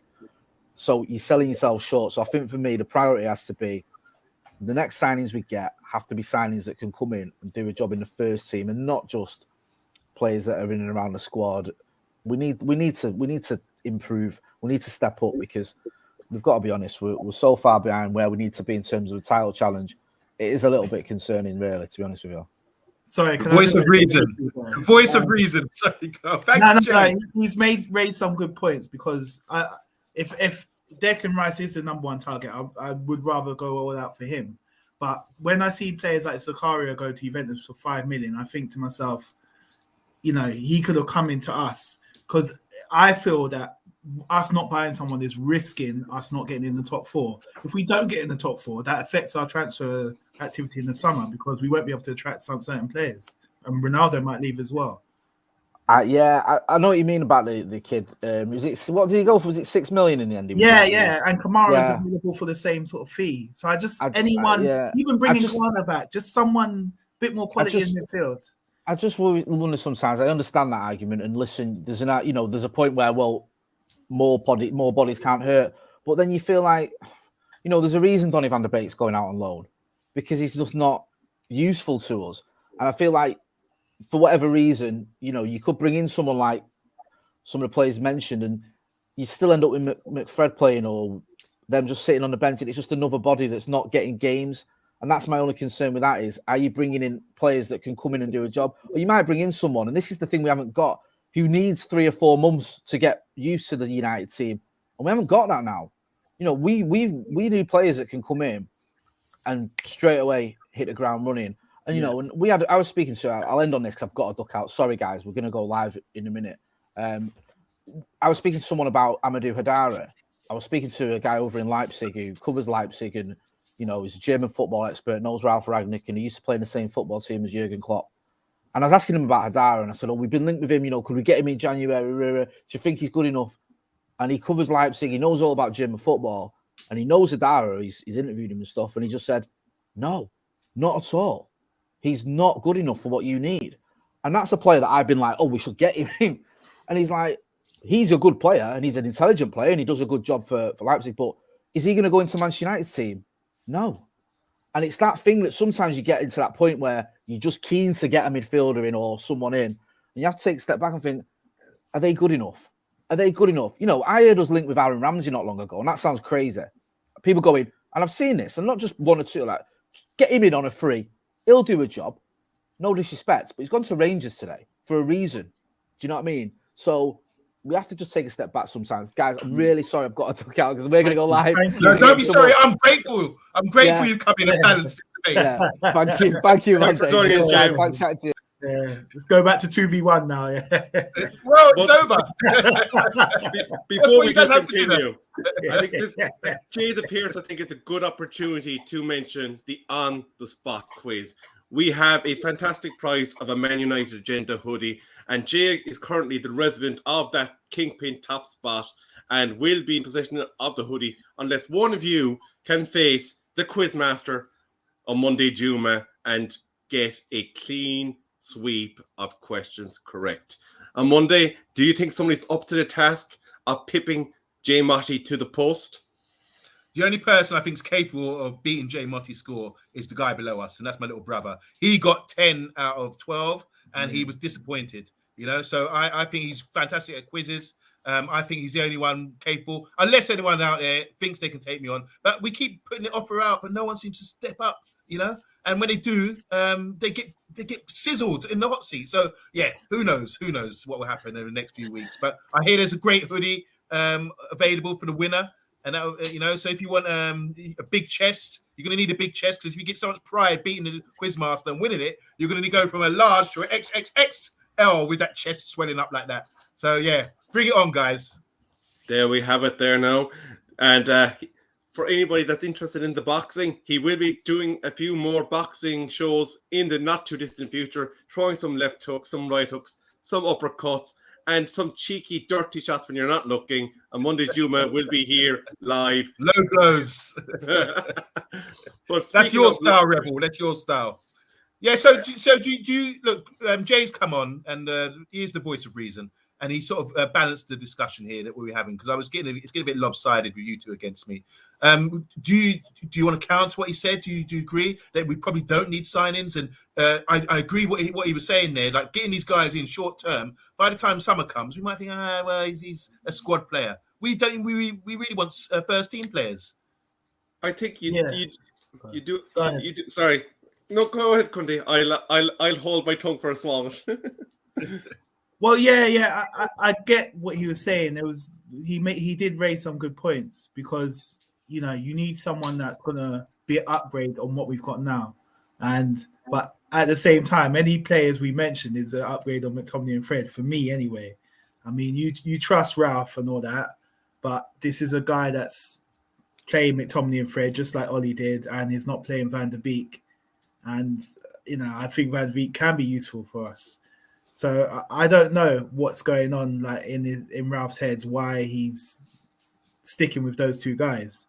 Because if I was the manager, I would bring someone in, because I know I could get someone in who's better in that position than them two. But all right, can I just jump in there? Doesn't it show Ralph's there? He's got something to prove. So for him to lighten up the squad, knowing that his reputation's on the line here, if he doesn't get top four, what's that saying?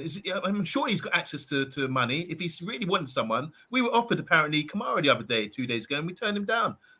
So Ralph's job's on the line. Surely another manager who wasn't experienced enough on the training field to sort of drill things into the players would say, all right, just get another player in for backup, that kind of thing. Ralph's cool, and that's what I like about him. He's got his idea, he's got his goal to reach top four, and with the players he's got in mind, he wants to trim down the squad. And look at the things what's happened since he's come in. He's trimmed down the squad. He's changed and adjusted the formation. He went for 4-2-2-2, gone back to 4-3-3, just to adjust it, to get it right. So he's not going to say, that's my system, like Louis van Gaal, this is how we're going to play it. He's adjusted it according to what the players that we've got. And he's changed the playing style as well. He's brought in staff as well.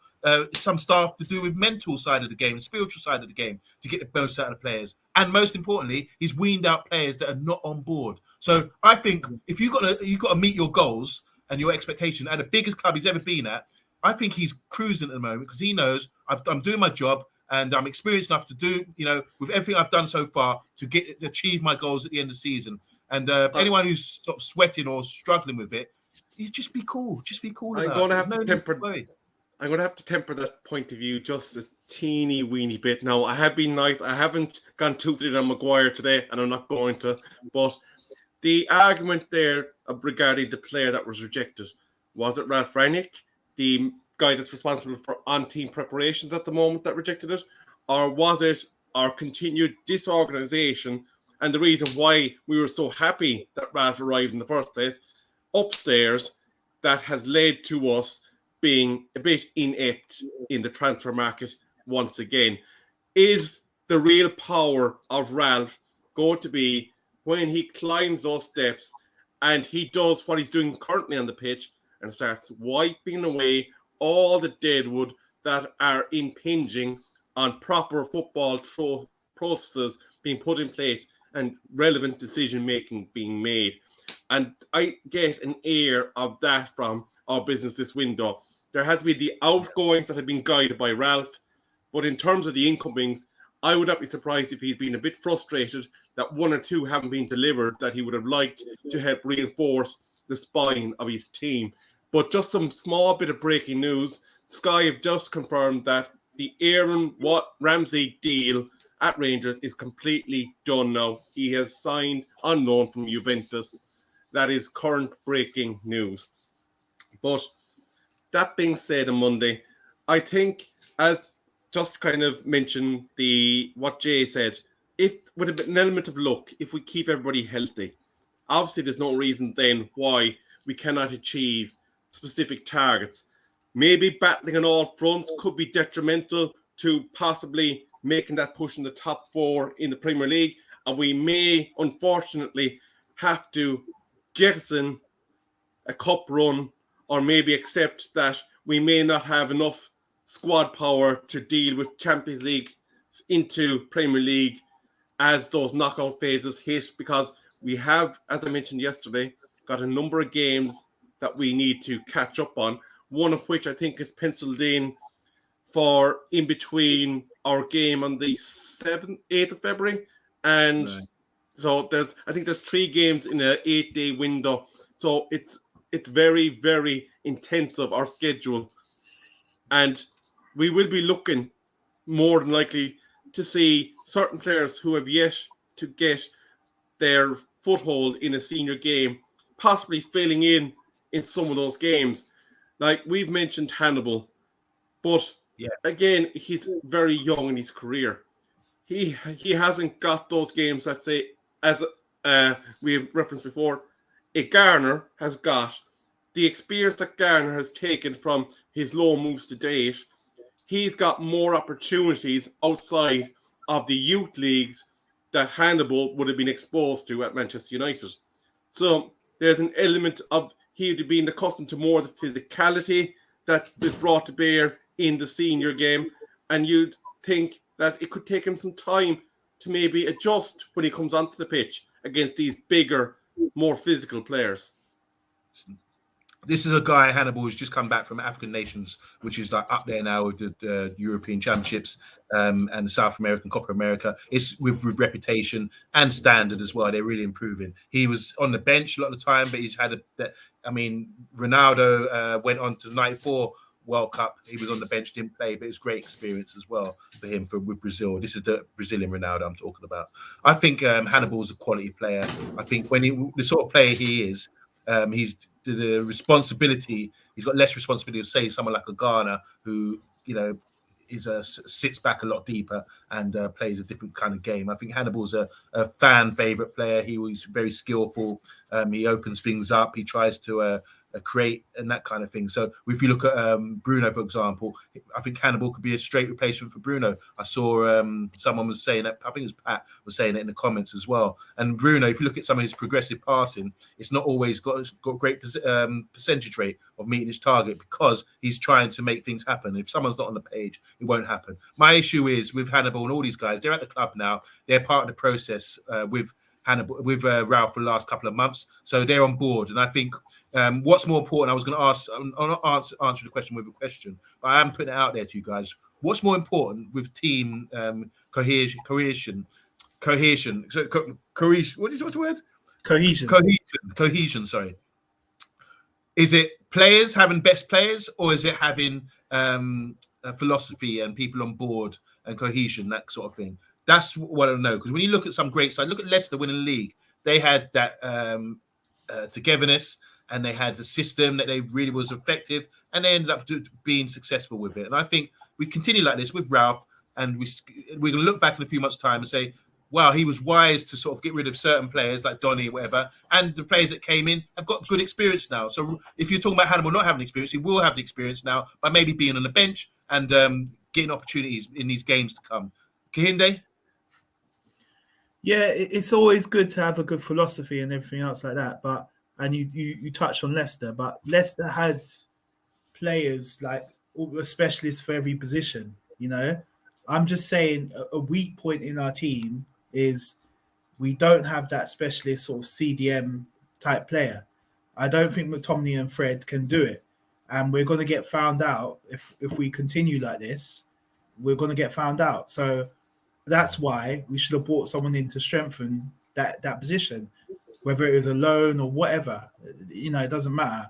Ralph might have a good philosophy, and it's good that he's adapting to what the players' strengths are by changing the formation, which I liked. He's not stubborn or anything else like that.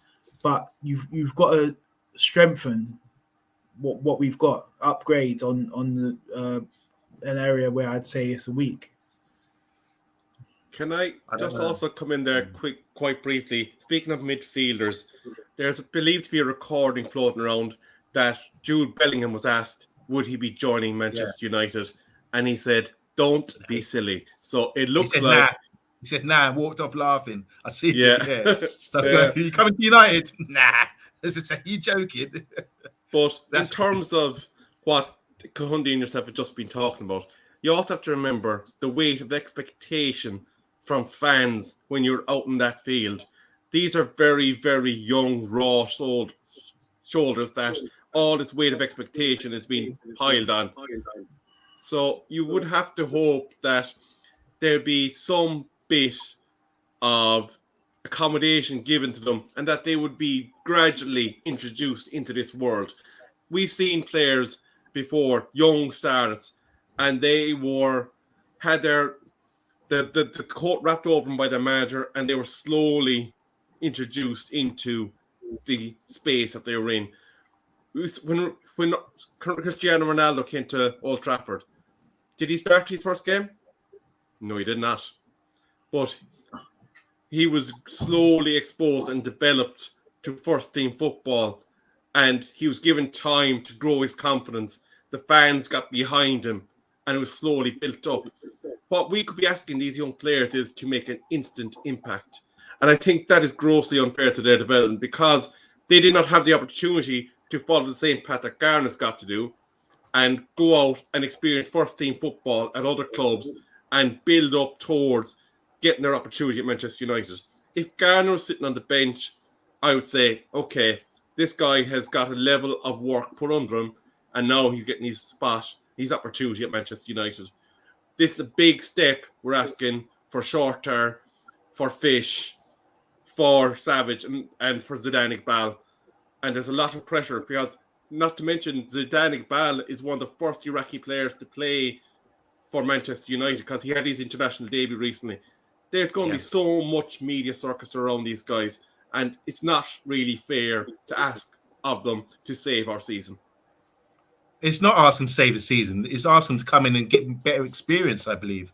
And I'm sure these guys have got the credentials to do well. We're talking about Zidane Iqbal. He's just got to come back from his first senior debut for his international for Iraq. And we're talking about Hannibal as well, who's been on African Nations tournament. So that's great experience for both these players. So, yeah, I'm quite happy with them. And we have another guest. Yep, another guest. Unfortunately, and a top guest again. It is from that blue side of Manchester. He is a City fan, so do not hold that against him. But give him a warm, rousing Manchester United welcome. Blue Moonian, welcome to the Man United agenda.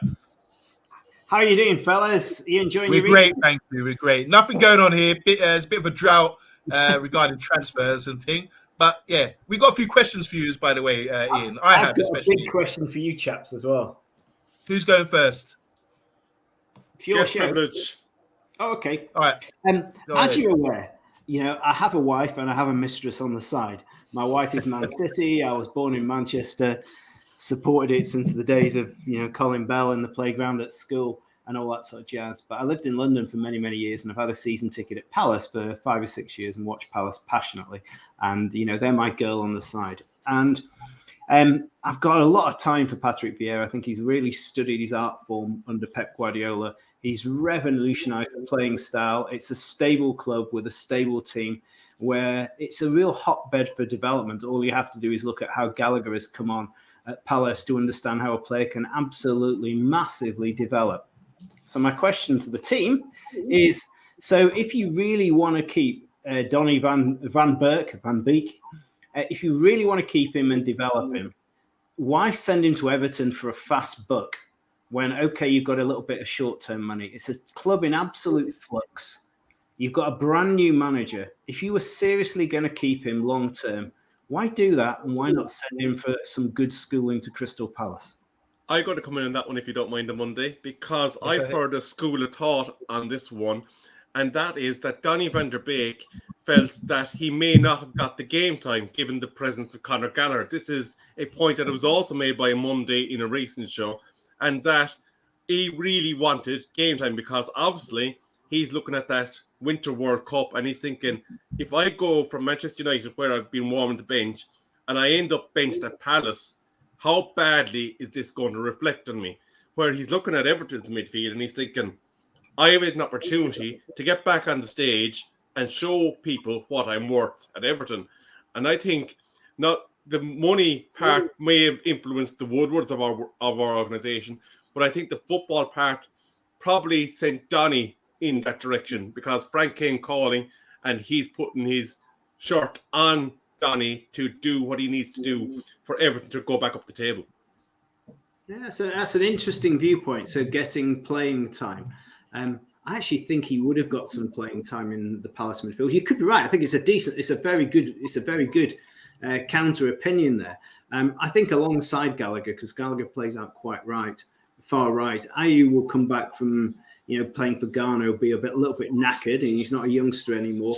They've already had lots of injuries in midfield with MacArthur, etc., etc. I think he would have got more of a game than you think, and it's an interesting point of view. Other guys on the panel? Yeah, other factors for me. I think he's playing under Lampard. I think given Donny's age and the style of play that he has, I think he's quite similar to Lampard. And he probably thought, oh, this is a good opportunity. When you're growing up, he could be one of the guys saying, oh, I rate this guy. When Lampard was in his pomp. It's only in Northwest as well. I mean, it's not far from Liverpool to Manchester. He's settled. He's got a girlfriend. He's got a baby on the way as well. Dennis Bergkamp's daughter, I believe, as well. So I just think everything suits him. He's probably got a house up there. He's not living at a hotel. He doesn't want to be sort of commuting, settling down in London. There's so many factors, I feel. And I think it comes down, it's not about, you said that when you asked the question, Ian, you said it was Manchester United's decision. But I think it's also, you've got to ask the player, where do you want to play? Where do you think you'll be best suited? And I think if he must have spoken to Vieira and asked him what sort of role would I have and that kind of thing. And he spoke to Lampard as well. And I'm a bit surprised because since then Lampard's got in Dele Alli, he also sort of gets forward a lot and scores goals. So I'm thinking, what's going on here, Lampard? Are you hustling these guys? But I think Donny's made the right decision. I think, no disrespect, as much as Crystal Palace have come on this season, and I'm with you, I really enjoy the way they're playing. I do think that Everton are a bigger club, and they always will be traditionally a bigger club than Everton. And I think playing there, just around the corner from Manchester United, it just makes life a lot easier for him in all factors, on the pitch and off the pitch. Can you hear that. You can argue that both ways. You're right. A relegation dogfight, because Everton have some really tough games coming up, versus an opportunity in mid-table with Palace to play some football. But you can't. I get the counter argument. Sorry, go on. I was just going to say before you answer, there's an interesting comment from Jay Haynes that our viewpoint is kind of interesting because Dennis Bergkamp is believed to have called Vieira specifically on behalf of Donny to get him to Palace. So read that. Ex-teammates. I mean, you wouldn't you? But then, would Donny have skewed his father-in-law and toddled off to Everton? Is the question. It's a tough one. I get the domestic life. I get United would have got the full wages. Just the little question mark I have is, do United believe there's a future for Donny van Beek to come back to United, or are they making good of a bad situation? Well, this is the thing. Sorry, let me just answer this, because we don't know who the manager's going to be at the end of the season. It could be Ten Hag. And if it is Ten Hag, Donny van Beek's going to be playing. So I think that's why the low move was good for players like Van der Beek, Marshall, Ahmad, because whoever's going to be in charge for us next season, they might see these players in a different light. They might say, I want these players in the first team. It could be argued, though, if you waited another, 56 hours, that Diallo would still be at Old Trafford at the moment because we would be using him in the first team rotation at this point. It's just an unfortunate situation, it's interesting because I've just been on with the Arsenal guys, and a very similar one is that that door for fourth place in the Champions League or third place is open. The door to get into Europe is open for United, for Spurs, probably for Arsenal. Somebody is going to force their way into that position. But on the flip side of that, two of those clubs are going to find themselves outside of the Champions League places, maybe out of Europe completely. And that means their summer recruitment is going to go right out the window. I'm mystified with United, and I'm very mystified with Arsenal. Why leave that to chance? Why would you leave that to chance? You've seen Liverpool blast it yet another stonking forward in Diaz. For the sake of the price of Ben White, and Arsenal could have found themselves in the Champions League. To me, that just doesn't make sense. And the other thing, Ian, and I'm going to throw this one to you, is that they've now agreed a loan deal to Barcelona for Pierre-Emerick Aubameyang, and the Arsenal fans are probably scratching their heads going, and who's going to be up front for us? Yeah, absolutely. I mean, I don't get that. You can have I hear this phrase, and it's a funny one. There's two phrases that annoy me. One is "you'll be on the wrong side of history," and the other one is "trust the process." They're new phrases over the last 5 years, both of them which annoy me. But it's all well and good trusting the process, but if the players aren't going to go to Arsenal because you're outside the Champions League place, you can trust what the hell you want. I think Arteta, similar to Ralph's, making good decisions since he's been at the club. He's not messing around. He's being really shrewd, and he's getting rid of bad apples. There's a lot of things going on behind the scenes. So players like Aubameyang, who's leaving, I think that's a good thing. Get him out because he's disrupting something within the club. So I know Arsenal might be thinking, oh God, we're on the verge of something big here. They've already spent 150 million in the summer, and they have improved. And I tip my hat off to them, the way they've played, the character they've shown. As it says, it's not about having players. You've got to have that. As we're talking about with Ralph, you've got to have that cohesion within the squad. If someone's a bad apple, you've got to get them out. And the wages that he's on, and I think they missed out with the guy from Fiorentina who went to Juve in the end. So you can see their intent. The intention is there to get someone good in, but don't rush it. Don't make that mistake like they have done in the past. Just buying players, put them on big wages, and they might not turn out to be a flop. Like Pep and Aubameyang. I totally agree with half of said. The going out, I agree 100% with, but you've got to have a strategy to counterbalance those scales. What's the great quote from Mike Tyson? He says, yeah, and it's a great leadership quote. Mike Tyson once said, he said, everyone's got a strategy until someone punches them in the face. Yeah, so if Arsenal were going to lose out on that striker that went to Fiorentina, where's the plan B? Where's the plan C? Do you want to be in the Champions League or not? Before we come to the end of our time, though, I am conscious that our shift is nearly over and that Ice Cold, Mr. B, TalkMU and SHAH are going to be taking us home to the Klaxon. We have a Manchester City fan present on the stream, and I would obviously the window seems to have died down a death, and there's nothing really happening at this point. But for Manchester City, are you happy with the window? You're clearly cruising home in the Premier League. Is this striker the guy that's going to be the jigsaw piece for you next season? The answer is to the first question, is that enough from the transfer window? No, it's not. And the answer to the second one is God knows. Let me expand on that. In terms of the transfer window, if City lose to Liverpool, there's only, I think, 3 or 4 points between them. Liverpool have bought yet another striker. They could go through the whole season unbeaten.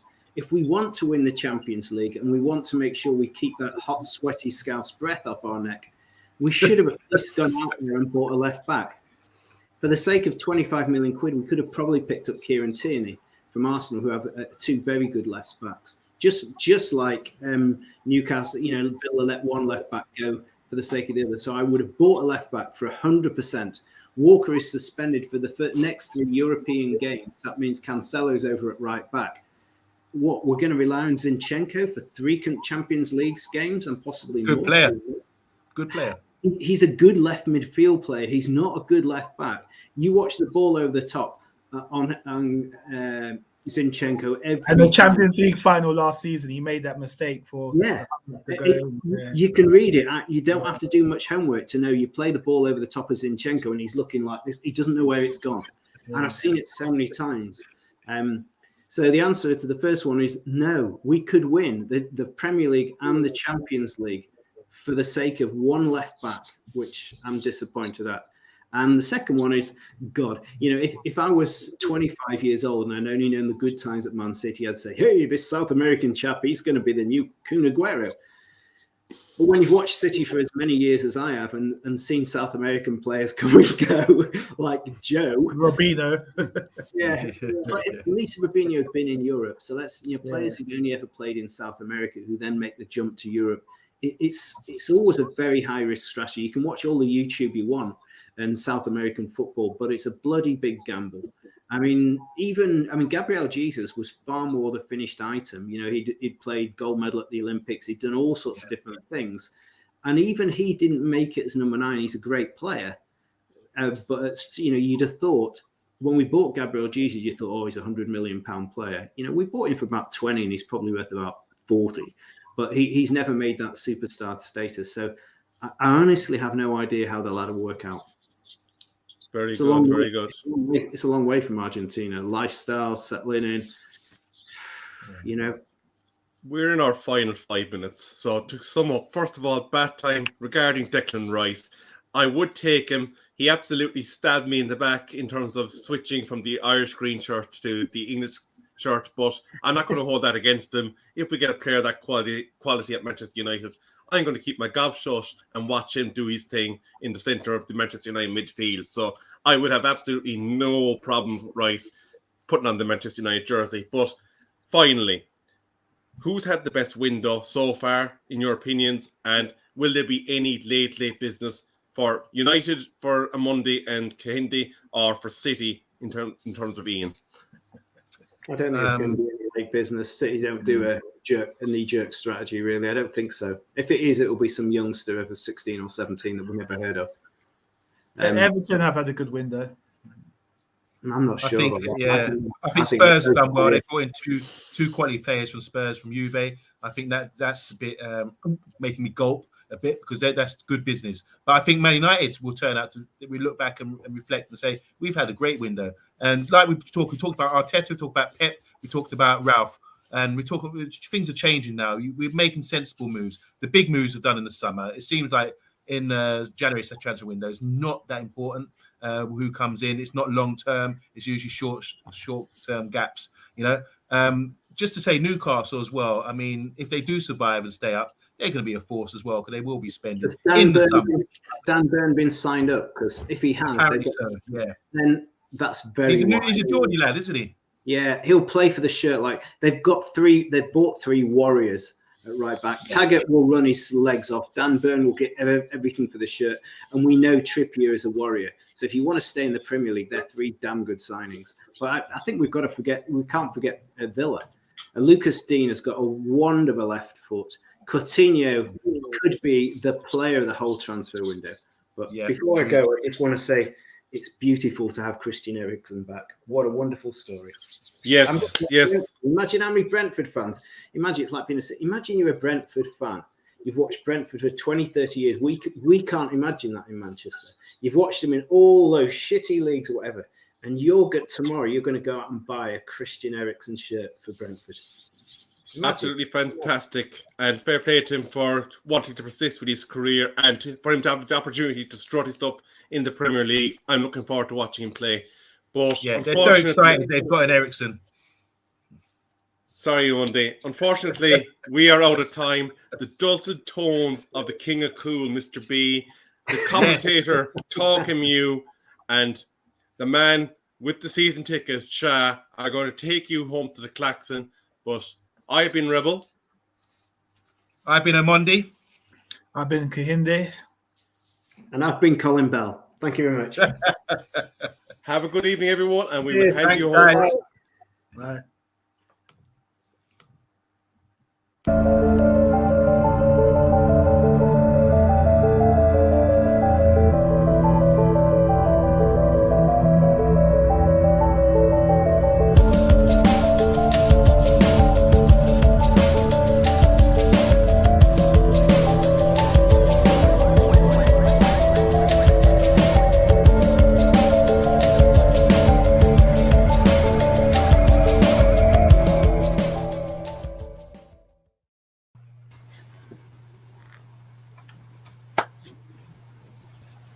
Good evening. The 10 o'clock semi-monathon is here with me TALKMU at SHAH United. Evening, everyone. First things first, SHAH, keep it brief. How are you feeling today about this transfer window, mate? Disappointed, if I'm absolutely honest. I thought we would have maybe filled a gap in that midfield position, but at the same time, I think it's one of those: are we impulse buying a midfielder who could potentially just end up sitting on the bench, a bit like what Jay was saying? Really, to be honest with you, is what I was thinking about. If we haven't got the player that we want, and when I look at Liverpool signing, Manchester City signing, they're not just buying average players. They're buying quality, top quality players, and we can't be buying average players anymore. If we want to compete with the best, we didn't buy any bloody players, mate. No, but that's what I mean. Like we can't. There's no point of us going to spend £5 million on an average player. Sorry. So what are you class? Anyway, look, I tell you what, we'll get into that. Talk, my G. Yo, What's happening, happening, bro? bruv? How you doing, man? Yeah, good. You sound, your voice sounds very very unlike I expected it to hear. I thought it was gonna been crying. You sound like you got a little smile on your face there. You sound like there's a Yeah. little bit of joy going on. Yeah, listen, I'm not too fussed, to be fair, about this window, because at the end of the day, like I said before, earlier on, listen, we're doing okay as a club right now. I know the midfield that we've got works at the moment. It's working for us. We're sat in fourth position. We've still got a real good chance of making fourth, and like other people have said, going out and, buying players just for the sake of it, can we shore up. It looks to me that, we brought in Ralph, and what is Ralph renowned for? Building clubs, making good decisions. And it looks to me like he's already started to do that in advising, look, specific targets, if they ain't available right now, and he will know they're not going to be available, let's not bother. I've got a good set of players that I can use. These players who are earmarked for the exit have gone, right? So we don't even need to talk about them. What we've got right now, for me, we've still got a good chance of getting top four. The cup things will look after themselves. We've already spoke about that. So I'm not too fussed. The main thing for me, it's been mentioned, it's where we go in the summertime. But we can't even sort of look at that yet because we don't even know who the manager's going to be. So I'm not too fussed, if I'm honest. Oh, that's why there was a little bit of joy in your voice. I'm not going to lie. I've been sitting there watching bits and pieces of the show and trying to work out how I was going to come on. But Talk, you've got me feeling positive. I heard Monday's bit as well, and maybe I've got to look at this on the angle of, okay, then we didn't buy any players. We know that we do know we've got a good coach, regardless of whether what he's won or what he hasn't won. The players that he identifies seem to be pretty good. All right, there will be some failures on that list. I'm sure somebody will come up with some random list with all of these bum players that nobody's heard about. But we've all seen a picture of that first team or that 13 players that have played under his stewardship. So I understand that. I'm not going to say there's a method to their madness, because I would have rather they bought a player. I'll be honest. You've got my feeling about our central midfield. I'm not going to go over that again. It doesn't make no sense. We will go over it at some point. We've got an hour. Look, I'm sure we will. Yeah. Let me ask you. See, we just got to identify as it stands right now. What is Ralph's preferred 4-3-3 setup? Is he wanting to go with the two more defensive-minded players? Okay. Two defensive-minded players and one creator. Or is he wanting to go with a one and a somebody who can control the ball and then somebody who can create? You know what I mean? Okay, so we don't know. We don't know what is. So until we know, what it is exactly that Ralph's trying to do here, maybe then he still believes he's got enough. Because let's not forget, Paul Pogba still belongs to us. Paul Pogba is still one of the greatest midfield players to grace the game. So at the end of the day, remember what Ralph said about Paul Pogba. We need to improve his technical and physicality in order for him to play in the Premier League. Now there's rumours of Paul Pogba saying he's maybe happy to stay and sign the contract. No. What does that tell you? This ain't just a coincidence and a kind of change of heart just for the sake of it. No way. This is because of conversations. This is because of conversations that are being had by Ralph and Paul. And if he feels, confident in Ralph, what Ralph is doing and what he's being asked to do by Ralph, we may well see the very best of Paul Pogba as a controller. I don't know what you think for that. It's a great point, isn't it, Talk, really, because, I think some of the loanees that have gone out needed to go out and get game time. World Cup's just around the corner. Pogba was injured. He was due back in January. Rangnick has still not looked at all of the squad in terms of some of the youth players that are coming through, but also the midfielders. But like you say, Pogba's a World Cup winner, a European Cup winner. He's been phenomenal when he plays. It's just the injury problems that we have. And this is the other thing that I was thinking about the other day, yeah, is that actually the fitness coaches and that maybe under Ollie, Carrick, and even when Jose was there, may not be up to the standard that even Ralph's got, because Ralph done something that I really liked. He said, if you're going to get better, you're going to get better under our way, not go and do your own thing. So, because he knows obviously how to get players back to probably optimum fitness, probably more so than some of these others. So I think we're going to see a different Pogba. I really genuinely do. And I think he will fill that gap. Maybe we'll see a Pogba, McTominay and Bruno kind of situation where you've got two players that can actually pass the ball, can be box to box. And Bruno runs around anyway, so they've all got a bit of energy between the three of them. And I think that will answer your question for who will fit in that three. Question. So, just, I know it's a transfer show. We're not really supposed to be talking tactics, but you mentioned defensive as one of our midfields. And who in our midfield is our midfield is the most defensive? Well, I don't know. Well, out of what we've got, I would say, obviously we know we've got Matic, but as it stands, you're going to pick Scott McTominay, I think, to be the more defensive one, and for Fred to be the one to go out, because I don't think you're going to trust Fred in a number 6 role, out and out number 6 role. Well, again, like Bath Time saying here about Ralph looks like he's going for a single pivot, but I mean, I don't know. I'm not so sure about that. I'm just not so sure yet. And the thing is I don't think he knows himself 100% right now what it is going to be the best option for him until, like we say, until Pogba is actually ready to go out there, put that shirt on and go out there, and do his thing on the pitch. Then it will give Ralph a better vision.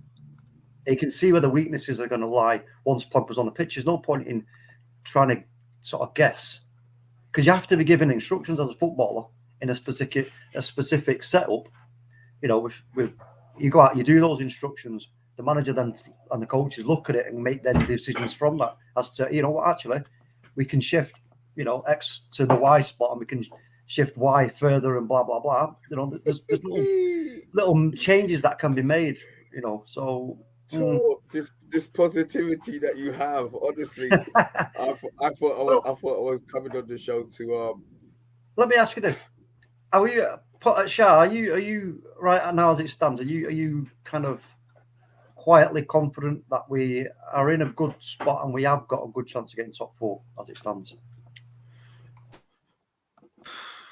For me, I'm nervous of the backup players we've got to allow us to continue competing in all the competitions and still maintain top 4. That's me personally. I think if we're going to go for something, we have to go for some silverware. We're in 2 competitions that can give us silverware, and we've got the league. So for me, I just think that if we've got the squad and this squad gels a lot quicker once Pogba comes in, because it's another transition as well when he comes back, that it could go either one or 2 ways, but hopefully it'll go in the right way and we'll get that number 4 position. The thing for me, with the cups, I mean, look, Manchester City Champions League final, been playing some of the best football the Premier League's ever seen. Did they win it? No, they didn't. The cups, I mean, look, the cups, it's a gamble in a cups competitions. That's not what we're hanging our whole season on, is getting a cup. That's surely, that's not I'm not talking about that more so. I'm mentioning it more so the amount of games that we've got. Sorry. No, but I mean, for Ralph's point of view, it's and the club, it's like, look, we must remain in that top 4. Having a a good run in a cup competition, if you're taking good league form, which we are in at the moment, if you're taking good league form, not saying we're playing well, but we've got good league form. You take that into the cups, great, you may get something out of it. And in turn, you take the little good form you take from the cups back into the league. It sort of feeds each other. So for me, I think we're in a pretty positive place. And I know, again, I'll say it again, I know it's not the greatest of midfields. Sometimes it's not the prettiest of football, but we have seen improvements under Ralph. And for me, I'm quietly confident that we will get a good end to the season. Mr. B. Mr. B is just like, what? Listen, I don't know where you are getting your positivity from. I said I'm not the one to be the bearer of bad news, but we've been moaning about our central midfield for 2 years and we didn't improve it. I saw OMONDI talking about just quickly, Mr. B, a bit of breaking news. Apparently, Liverpool win for Fulham's Carvalho. Oh yeah, my brother will be very, very happy about that. If that's the deal that comes off, then Liverpool have done a good bit of business. Anyway, we're not talking about them. What was I saying? What was I talking about? Oh shit, it's gone. As per usual, Shah. Thanks, mate. You know, man, you can't do that when I'm mid-flow. My brain has one thought. Once it cuts off, that's it. I'm rusty, man. What can I say? I'm rusty. Sorry. Look, don't worry about it, man. Yes, sorry. I was talking about our positive. Yeah, I'm going to be as positive as I can. Obviously, we've lost a couple. Who have we lost? Van der Beek, Ahmad, Martial, and that's the three that we've lost. Yeah, from the first. Yeah, we brought in nobody, and we've got Pogba coming back. Fine. Our new signing, as it were, our central midfielder who couldn't even get a start in the African Nations Cup is now going to be the savior for our central midfield. I don't see it. I don't see it. I just don't see it. I see it. Listen, you have to trust in Ralph's ability here to understand players' own abilities, what their strengths and their weaknesses are, and utilising, obviously, the strengths and not asking them to do too much in areas of the pitch where they have weaknesses. That's the whole idea of coaching. You know that, Mr. B. So, for me, I think Ralph, he can see here what Pogba's going to bring to the party. But also, as well, you got to look at this from how should we say, the psychological aspect and the psychological view of, look, we're not going to go out as a club and make some of the horrendous mistakes we've made before in the January transfer window, because we have made some terrible ones. We know that. We made some great and we made some terrible. So when you look at it from that point of view, we have brought in a psychologist into the fold. And you know what? It's now that the players now here who have been playing for us, like I see Bath Times asking the question about what are our thoughts on McTominay. You know, McTominay has improved massively. So has Fred over the last 4 or 5 games, right? So now that it's clear that there's nobody coming in this window and it's all on you guys, as long as your two are fit, it's down to you. They are continually learning from Ralph in coaching. There is now an automatic, the side effect of that is the automatic mentality boost you get from that. It's like, yeah, look, right, nobody's right, it's on us. Now it's us, you know. And sometimes you need that kind of added sort of trust, you know, from the club and the manager. It's like, look, we're not going to go out panic buying. You're understanding what we're asking you to do. You're making improvements in your game, and we trust you. And sometimes you don't even have to say it like I've just said it. You know, it's just a kind of way of, you know, you pick up that from the vibes from training, the relationship that's building between the players and the manager. So, like I say, I'm pretty confident. Oh, I can hear. Sure. Are we confident with our? Go on. Sorry. No, sorry. Go on. I'll let you talk. I think, you know, some of these points that we're talking about actually in this transfer show are quite important, really, because, you know, you look at Klopp, he's got players out. He had injuries last year, but he fills in these gaps with good quality players. And that's how a good club is run. I think the problem that we have, and we've mentioned it many times on the show, is we've got a fractured group of players from different generations of managers, and Ralph's in just to really sort out, and like Talk says, give some responsibility. He's brought in certain coaching, certain processes, certain criteria that these players are now stepping up to. No wonder they were knackered the first few games, because I bet Ralph's been putting them through 100 different other types of routines that are going to improve them and strength coach them. I was looking at some snaps of Bayern Munich, you know, and their regimes that they have and the players that go there and how they come out. And these guys are powerful, you know, they've got endurance, they've got a lot more drive and determination. And these coaches have all been shown how to coach to a certain degree and had some sort of mentorship under Ralph. Even Bastian Schweinsteiger came out and said that, you know, Ralph is 100% the right person to help Manchester United into a new era. And we are thinking right now where we are, we're fourth. Quite luckily, we're in fourth, I think, personally, considering we should have had better, you know, we should have had better performances. That the club needs to move forward. It can't keep going round in these circles that we've been in for the last few years. And this is why these new managers need to come, whoever the new manager is going to be, whether it be Ralph, there needs to be these fundamentals really signed off by having the right mentality of player to come on the pitch. I've been at games and I'm shouting at the players, right? You've been at home or you've been at the pub, wherever you've been watching it, wherever it's been around the family's house, whatever. We've all been at that television screaming, saying, run. Do you know what I mean? And these players don't do it. So we need an elite character mentality to be brought into this club. And if it's going to be by buying the right transfers and coaching these guys in the right way, then it has to be done by making some of these sacrifices. Oh, Andrew, I agree. I'm going to answer. Sorry, I'm just going to answer Bath Time's question. I think McTominay's improved a lot. I think he's improved a lot. He's still not my cup of tea.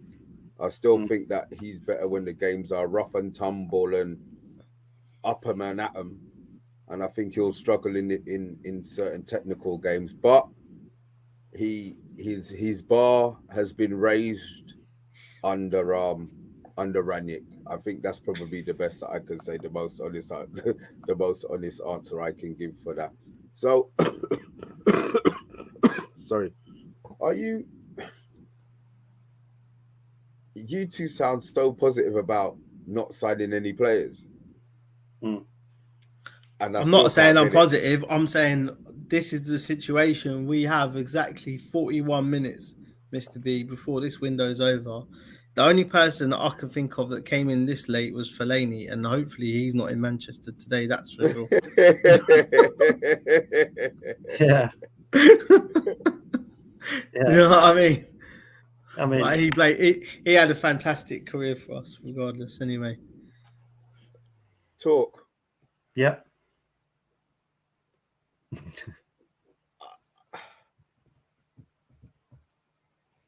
We've got a game on Friday. Yeah. That we will be doing a watch along for, by the way.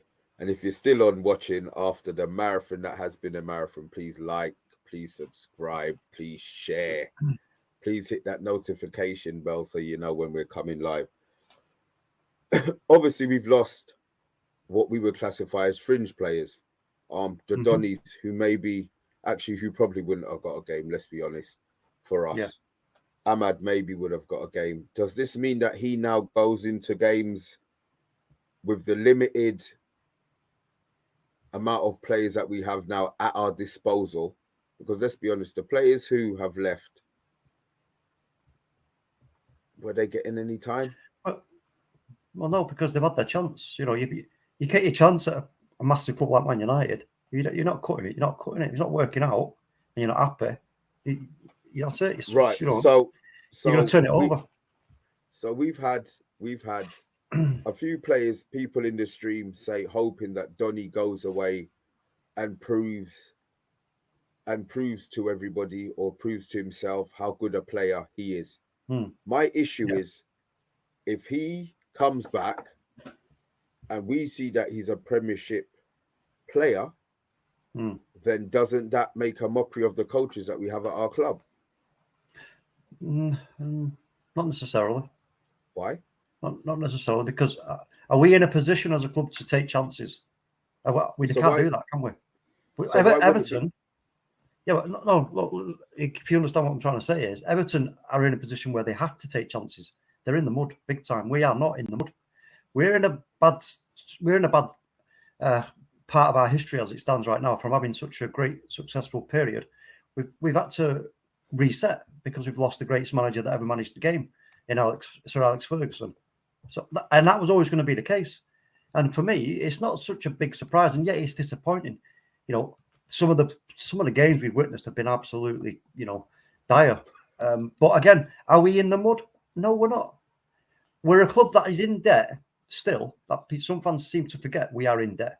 And again, maybe this is one of the caveats as to why we haven't been going out now, sort of just panic buying in the January transfer window. Look at the money we've wasted. The Glazers, maybe they've learned a lesson here. Again, with the advice of Ralph. Ralph sort of giving them some sort of pointers. And it's no coincidence that now we've got Arnold in position. He's going to be having his say. So it looks like the whole mentality of the club itself may be changing, which in turn is what has to happen if the mentality of the team is going to change. You can't have the team changing their mentality if the club isn't changing theirs. So it has to come from the top down. That's how it's right. We are a business before a football club, unfortunately. That's fact. But it has to come down. It has to filter down from the top to the squad.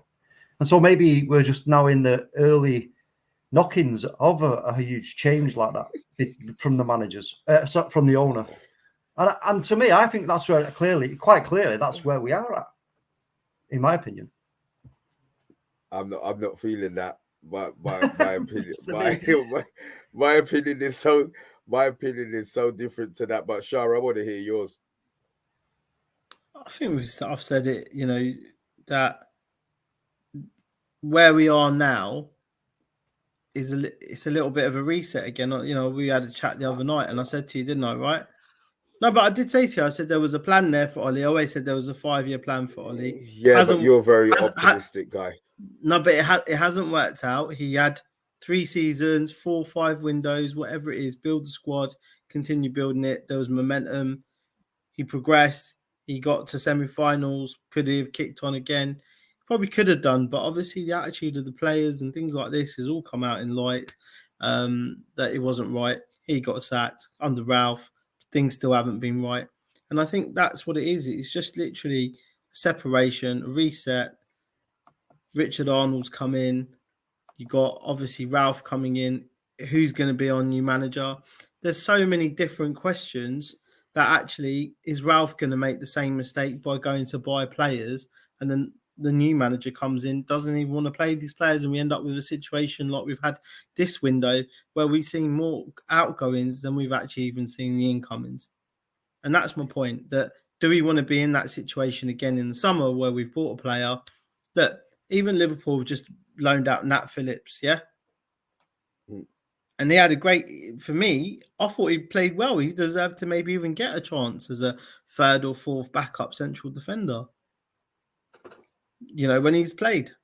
But the fact is that these situations and this situation that we are in today at present at 10:24 on the 31st of January 2022 is we are not buying anyone. And it's going to probably be the same thing we're going to say in 48 minutes time. And we're going to improve the squad that we have got for the rest of the season under Ralph. So it's future then, yeah? We're being what's the word? We're being Doctor Who'd here. Yeah, next 6 months. Next 6 months Yeah, but you see, sensible. And then what's going to happen, right? Or what I feel may happen, I would love to be proved wrong, is that the summer transfer window comes. We don't get a new manager. If we do, we don't get him until 2 weeks before the start of the season. We buy no players until the last 2 days of the season, last 2 days of the transfer window. So if these things change, as in we get the manager in early, who's been identified, whether it's Ralph, whether it's Poch, whoever it is, the club is decisive in what it's doing. The season ends, all of the other leagues' season end, but we've named our manager. The first 2 weeks of the transfer window, we go out and we buy the players that we want. Because let's be honest, we've got rid of the rubbish that we don't want. And again, this summer transfer window is going to be worse than this, because then you've got Pogba gone. Is he staying or is he going? We all know that he's gone. Martial comes back after making Sevilla win the La Liga. Is he going to come back to want to play with a club that disrespected him? Donny goes out there and kicks ass for Everton. Is he coming back to say, right, I've proved my point at Everton, I now want to play for Man United? Or is he going to say, Everton, do what you can to sign me? We're going to end up losing players again. So I'm trying to be positive. I just don't see where you guys' positivity is coming from.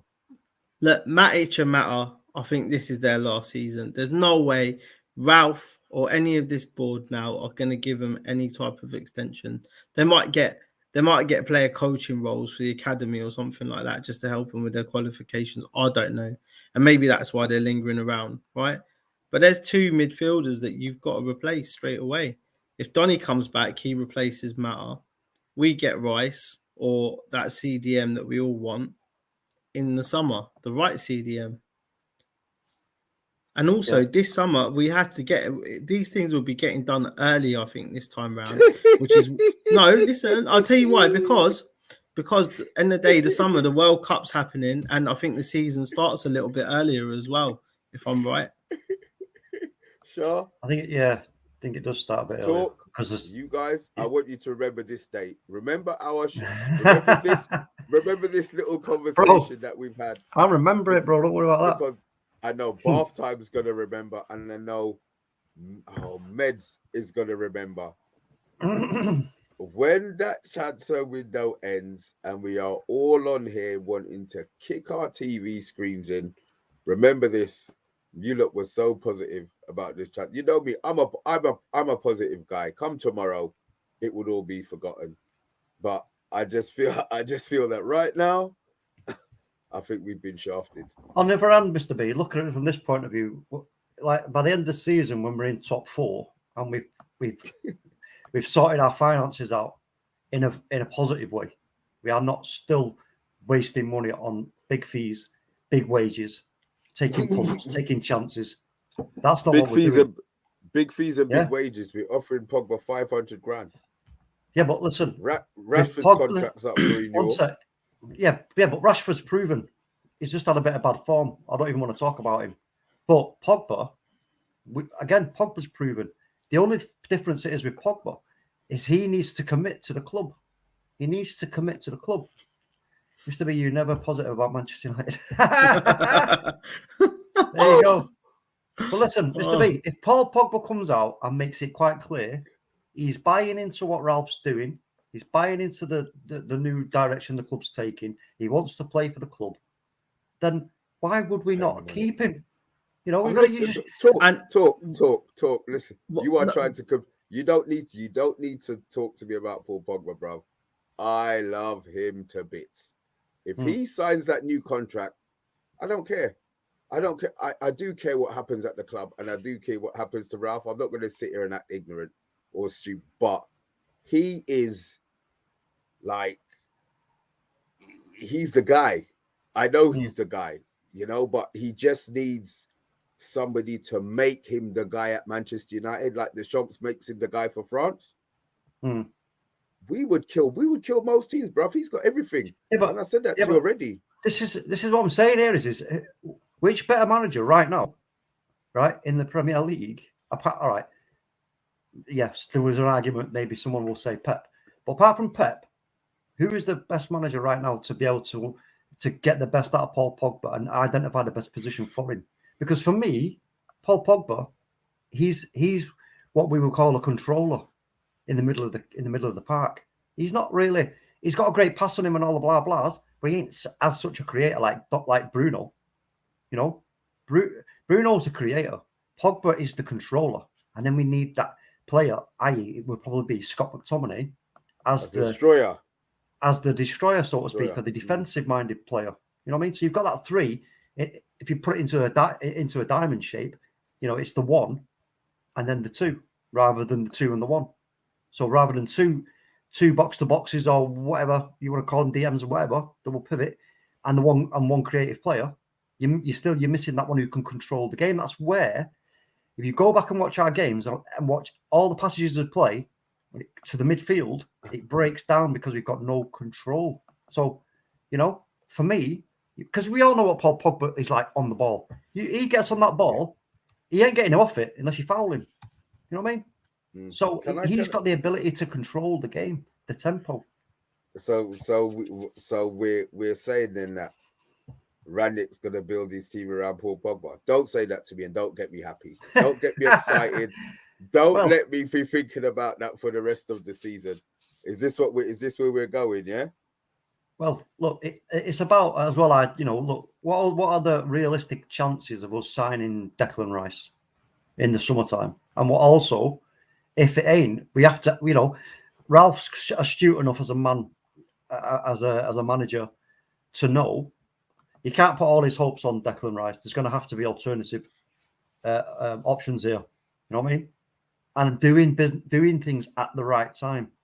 You've got to make decisions at the right time. And I agree with SHAH. This time in the summer transfer window is going to be all guns blazing early on. Right, listen, we want X player. Are you going to sell it to us? This is what we're going to offer. Are you accepting? Come back to us. You know, they come back with their counter offer. No, we believe he's worth X. You get to know the figures, and then you know you've got other options that you can start talking to as a fallback. We've got to get these things done early rather than waiting to the death. And this season more than ever, talking, Mr. B, because the first match is on the 6th of August, right?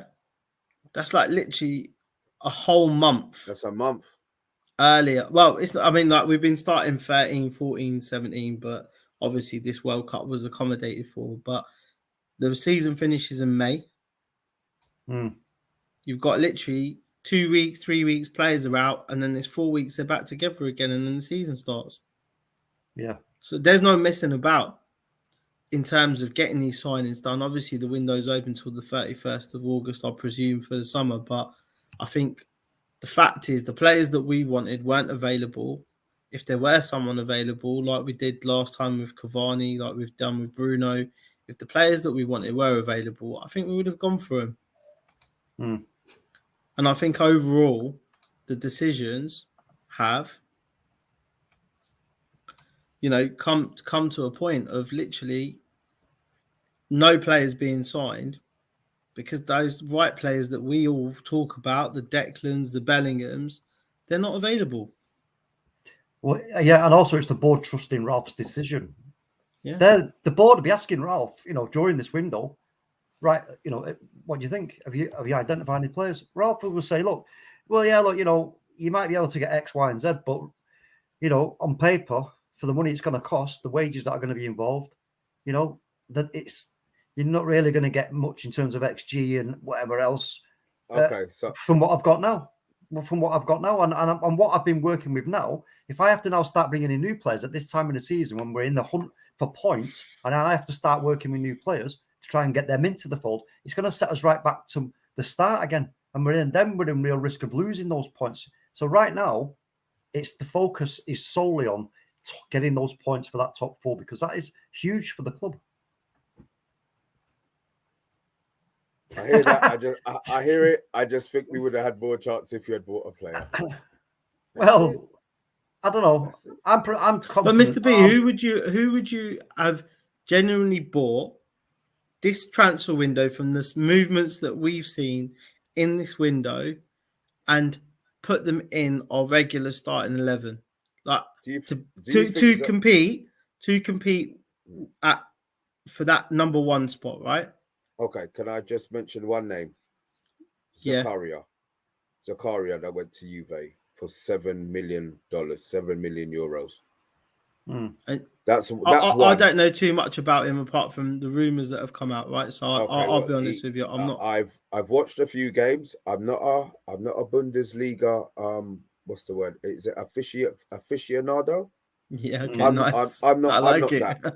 I'm not that. But I've seen enough of him to know that he would improve our team. And for that price, and the fact that we weren't, our name wasn't linked to. If we had gone in there and it was us and Juve, and he chose Juve, it's not an issue.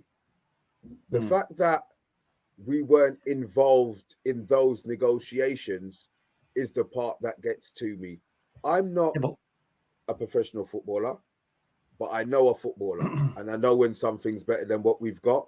These are the parts that I don't understand. But Mr. B, we know, circumstances have put us in a position that we weren't expecting, unforeseen. Secondly, Ralph, we don't know what he's looking at from the youth setup. We don't know what he's looking at from bringing, from that angle. In a mindset of, okay, we're okay for the moment. Things are working, and like I say, circumstances having changed so suddenly, you can't do nothing about that. It's just unfortunate, you know what I mean? So, and by the net, it's Glazers. It's Glazers, not Glaziers. Glaziers are people who put windows in your house, right? But so you know what? From that point of view, the Zakaria incident, shall we say? Why we that blah blah blah. That's the reason why. It wasn't something that we needed to look at that particular moment. And why you want to go out and spend that kind of money on a player if it's going to be just a case of we're just buying you for the sake of it. You're not buying him. You're not buying a player for that money to bring to the first team, are you? And then when you've got your own youth setup working and providing with options that you're looking at with people from the youth setup telling you this kid is close, this kid's close, then you have to give them the mental capacity and the mental sort of attitude as to think, you know what, there's a gap. If there ain't no gap to jump into, how can you jump into it? We've got a lot of gaps. Yeah. Well, it'll be also interesting to see how much game time Zakaria gets, because Bentancur's obviously gone to Tottenham, and are Juventus using Zakaria for a gap filling? Do you know what I mean? Exercise where Zakaria, he might go in there and he might not do that well. Do you know? I genuinely, I'm just saying it. Like, you've lost a midfielder, and they've replaced it. So okay, so is this a joke one? Bath time, please. Harry Winks cut out the squad. Harry Winks. Harry Winks. Is this serious? Winks. It's a good job I didn't spell it wrong, isn't it? You know what I mean? Is that's not a real? Sorry. I think he's winding you up, bro. Big up Mateo. All right. Big up Mateo. Okay, cool. I'll take that as well. Go through the message. I'm thinking, what's he talking about? Okay. Cool. Yeah, no, it's not for me. Not for me. Yeah, but I mean, how surprised are you actually that we are now sat here having this conversation, Mr. B? Are you like very, very surprised? Well, I'm surprised that we're having a conversation that we bought no players. Of course not. Of course not. I'm sure we've had discussion. I'm sure we've had this discussion somewhere along the line, talking the last couple of weeks. It was something that we expected. We even did a little show on where we think we'll finish. Well, not quite where we finished, but if we thought we would got top 4 if we didn't buy any players. I think that there's a lot of people think I'm Mr. Negative in here. I think I'm going to have to change that. I think I'm Mr. Honest. I would love to be proved wrong. You know, that's really what I want. I trust him. I have a lot of faith in Ranić. Just a lot of those players I've seen, and I think, you know what? Wait, hold on, is man on the wind up?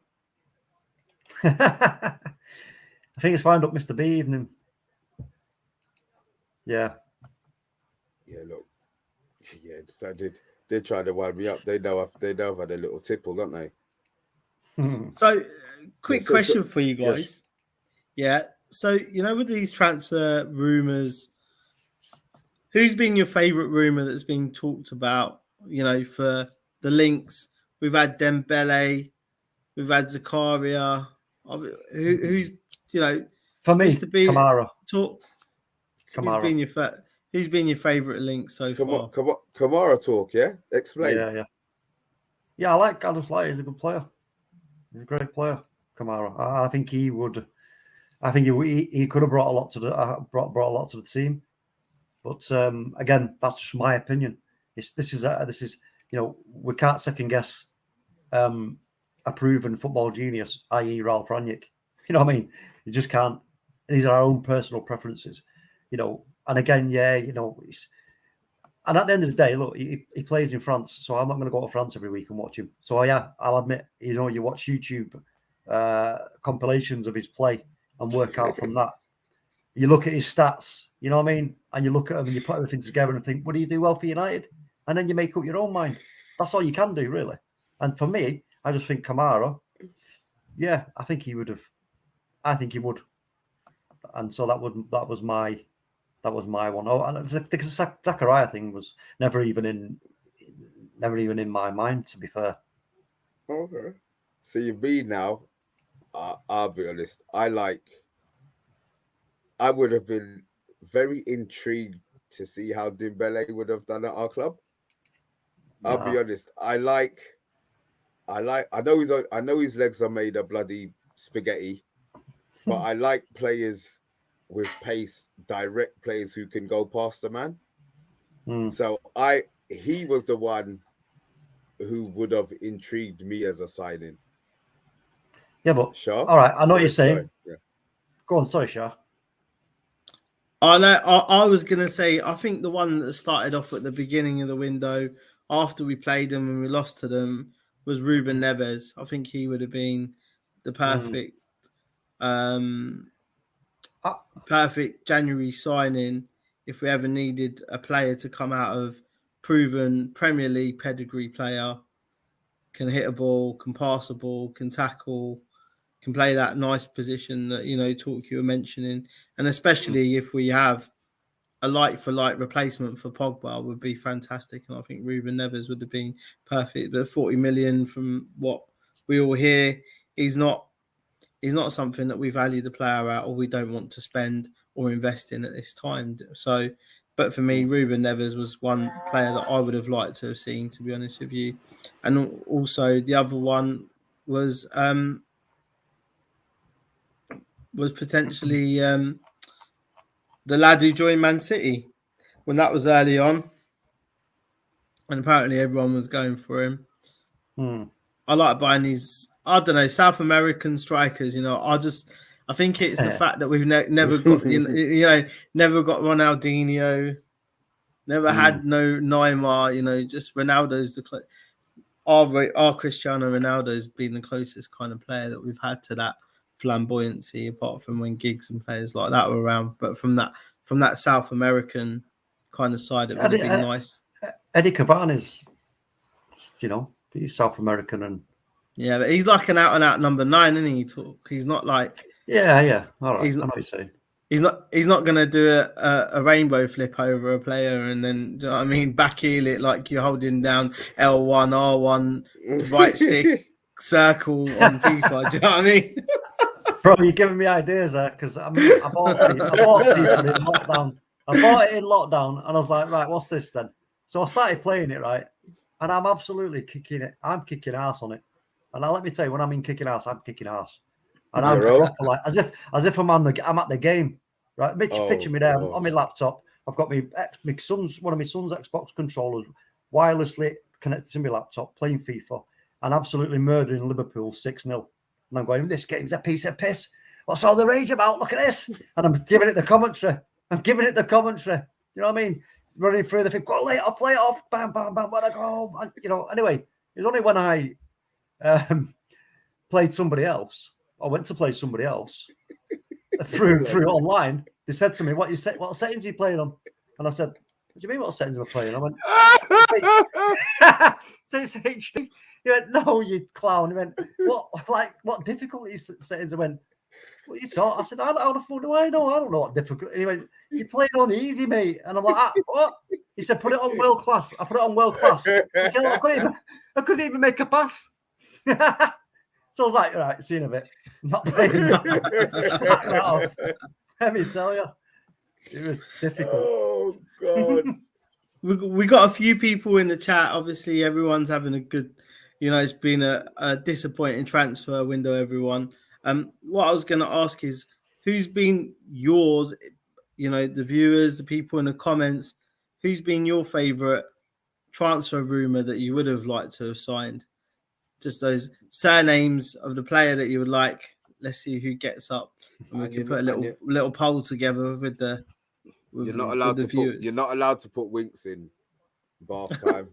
Yeah, no wink. No winking. No winking. Yeah, only the rumours. Only the rumours. Not the fantasies. Oh. So we've got, how long's left now? There's like, what? How many minutes are left? 12 minutes, 13 minutes. 13 minutes. Sorry. Let's have a look. And there's nothing, Fabrizio's just his last one now, 6 minutes ago, official and confirmed. Anel Amahadovic has signed a new Bordeaux player, blah, blah, blah, from Malmo. That's it. Newcastle have just signed Dan Burn. 30 mil? Sorry? Dan Burn's been, Newcastle have just signed Dan Burn as well. Oh, so they got it through in the end then, did they? Yeah.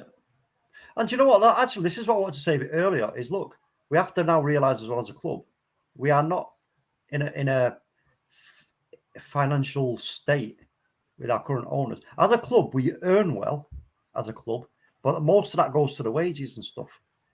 And as the owners, we cannot compete with the likes of Manchester City, now Newcastle and Chelsea. We just can't with their owners and the kind of finances they've got. You know what I mean? So this is why I think also that we do need to turn our attention away from these sort of really, really bad decisions that we make in transfers.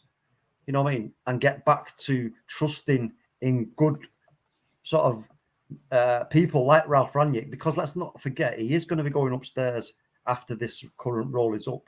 So they have made a good decision there. And like I said before, this looks like they're starting to take advice from him now. And I know somebody mentioned earlier that Richard Arnold doesn't start officially till tomorrow, but listen, if you're going to such a huge role like that, he's been doing it. He's been shadowing. He's been making decisions, being involved in conversations for the past months. Do you know what I mean? You don't just sort of switch, one in and one out. It don't work like that. You know what I mean? So I think we are heading, in my opinion, in a better direction. But again, we have to be patient as fans. This is not an overnight fix. Never was going to be, and never will be. Look at Newcastle. All the money in the world ain't going to be an overnight fix for them either.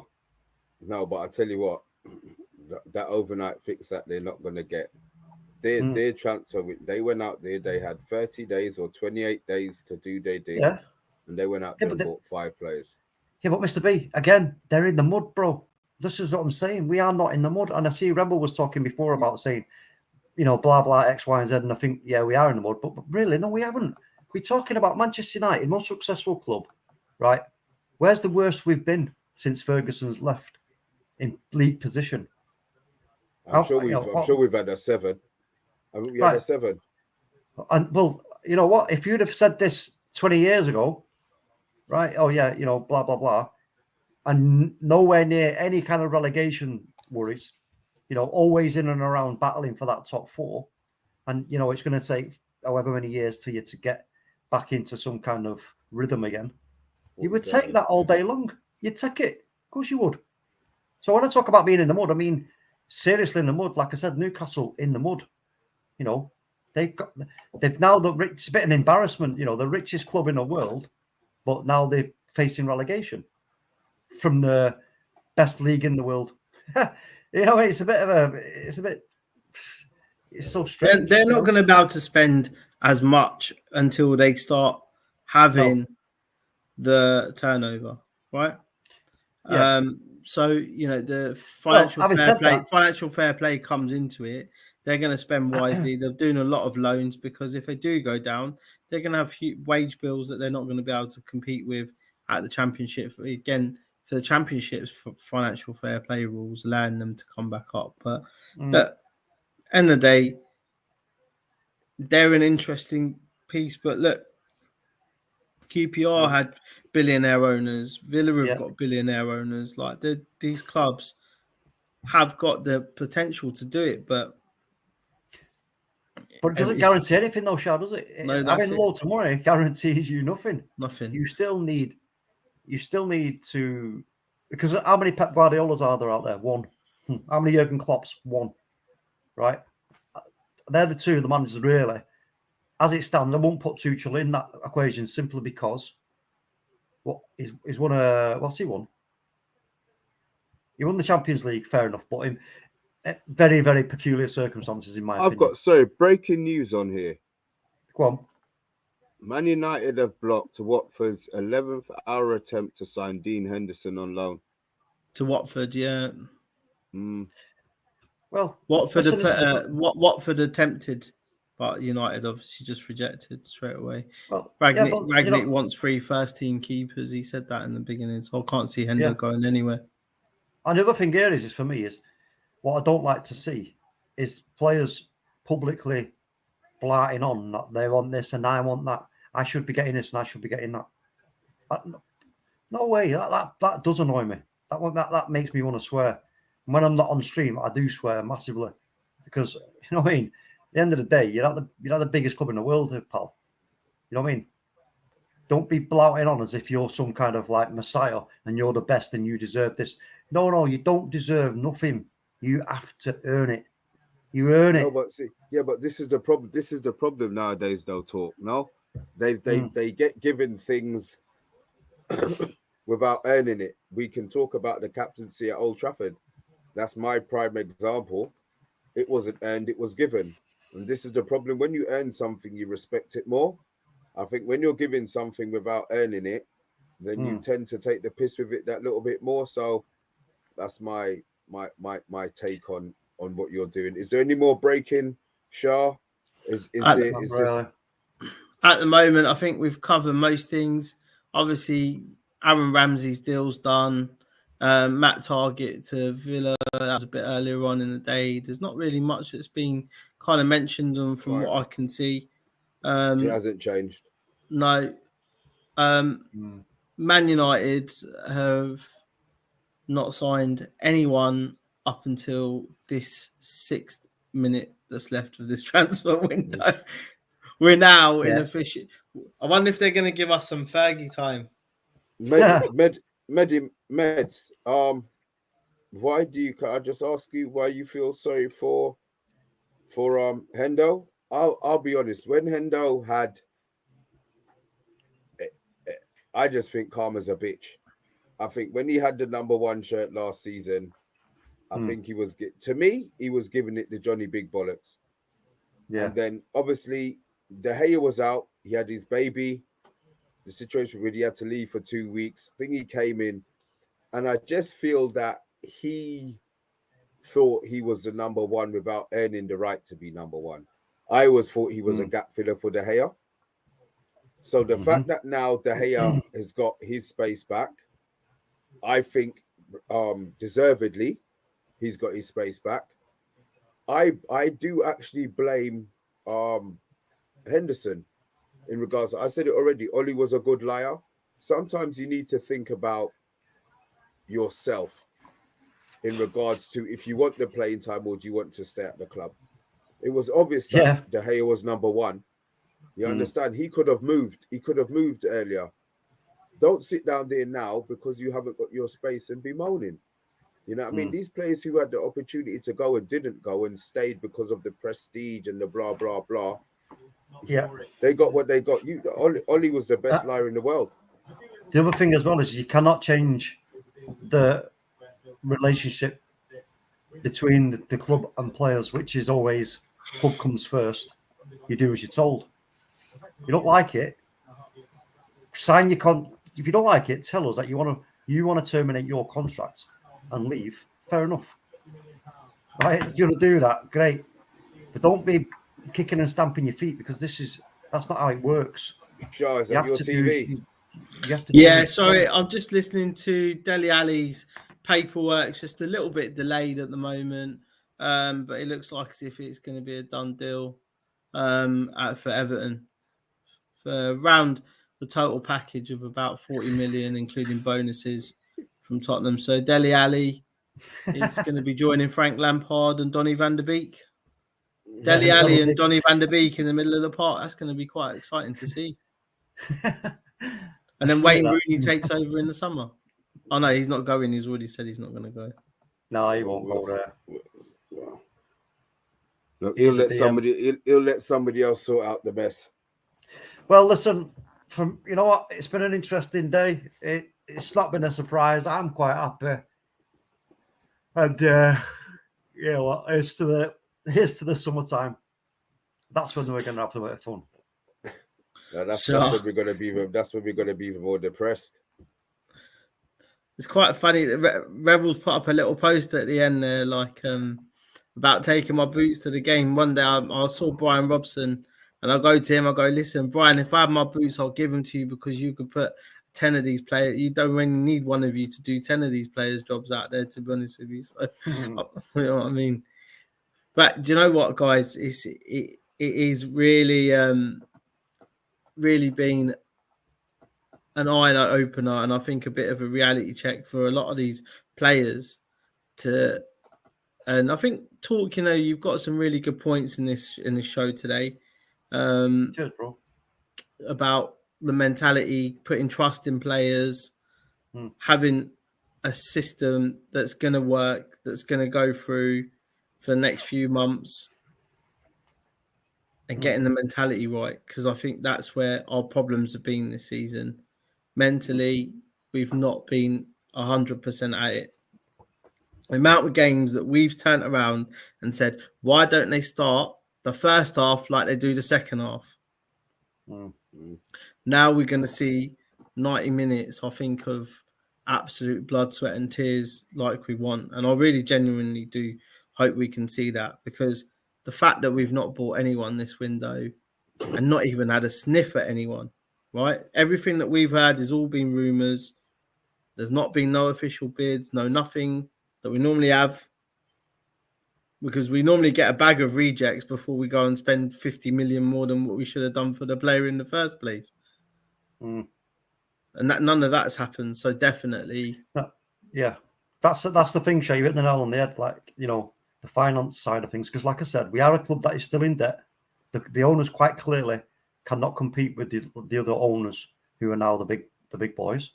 So we have to be, how should we say, more sensible as a club now. And again, I'm pointing back to the positions that have been filled, i.e. Ralph Rangnick, and who he's brought in around with him. There's a change happening. And if there's anybody out there who can't see it, you need to take a bit of a further step back and have another look. Because I can clearly see the changes that are happening at the club. As long as you don't start singing, because I could hear the way that you ended that. I could hear a soloism in your voice. I'm thinking, what did you think I was going to sing? What do you think I was going to sing? I don't know what the song was, but when you said the words, I had something in my head and I could see solo. I was thinking, oh my god, Mr. B, you're the host with the hostess with the mostest today, so you got to just lay the last serenade of the transfer window, mate, for us all. Right. Yeah. Well, look. We all knew what it was going to be. I would like to thank everybody from start to finish. There's so much people, but I know the people in R1, Meds, obviously Bath Time. What's my head? My head's full of mush. Mark. Thank you. Thank you. Keep going. Yeah, just full of it. Says me doing it because you know my head's. I saw 007 on there earlier on trolling Mark. Mark, he's a troll. That's what they do. Bro. Mateo, Solo, OMONDI, the rest of the agenda.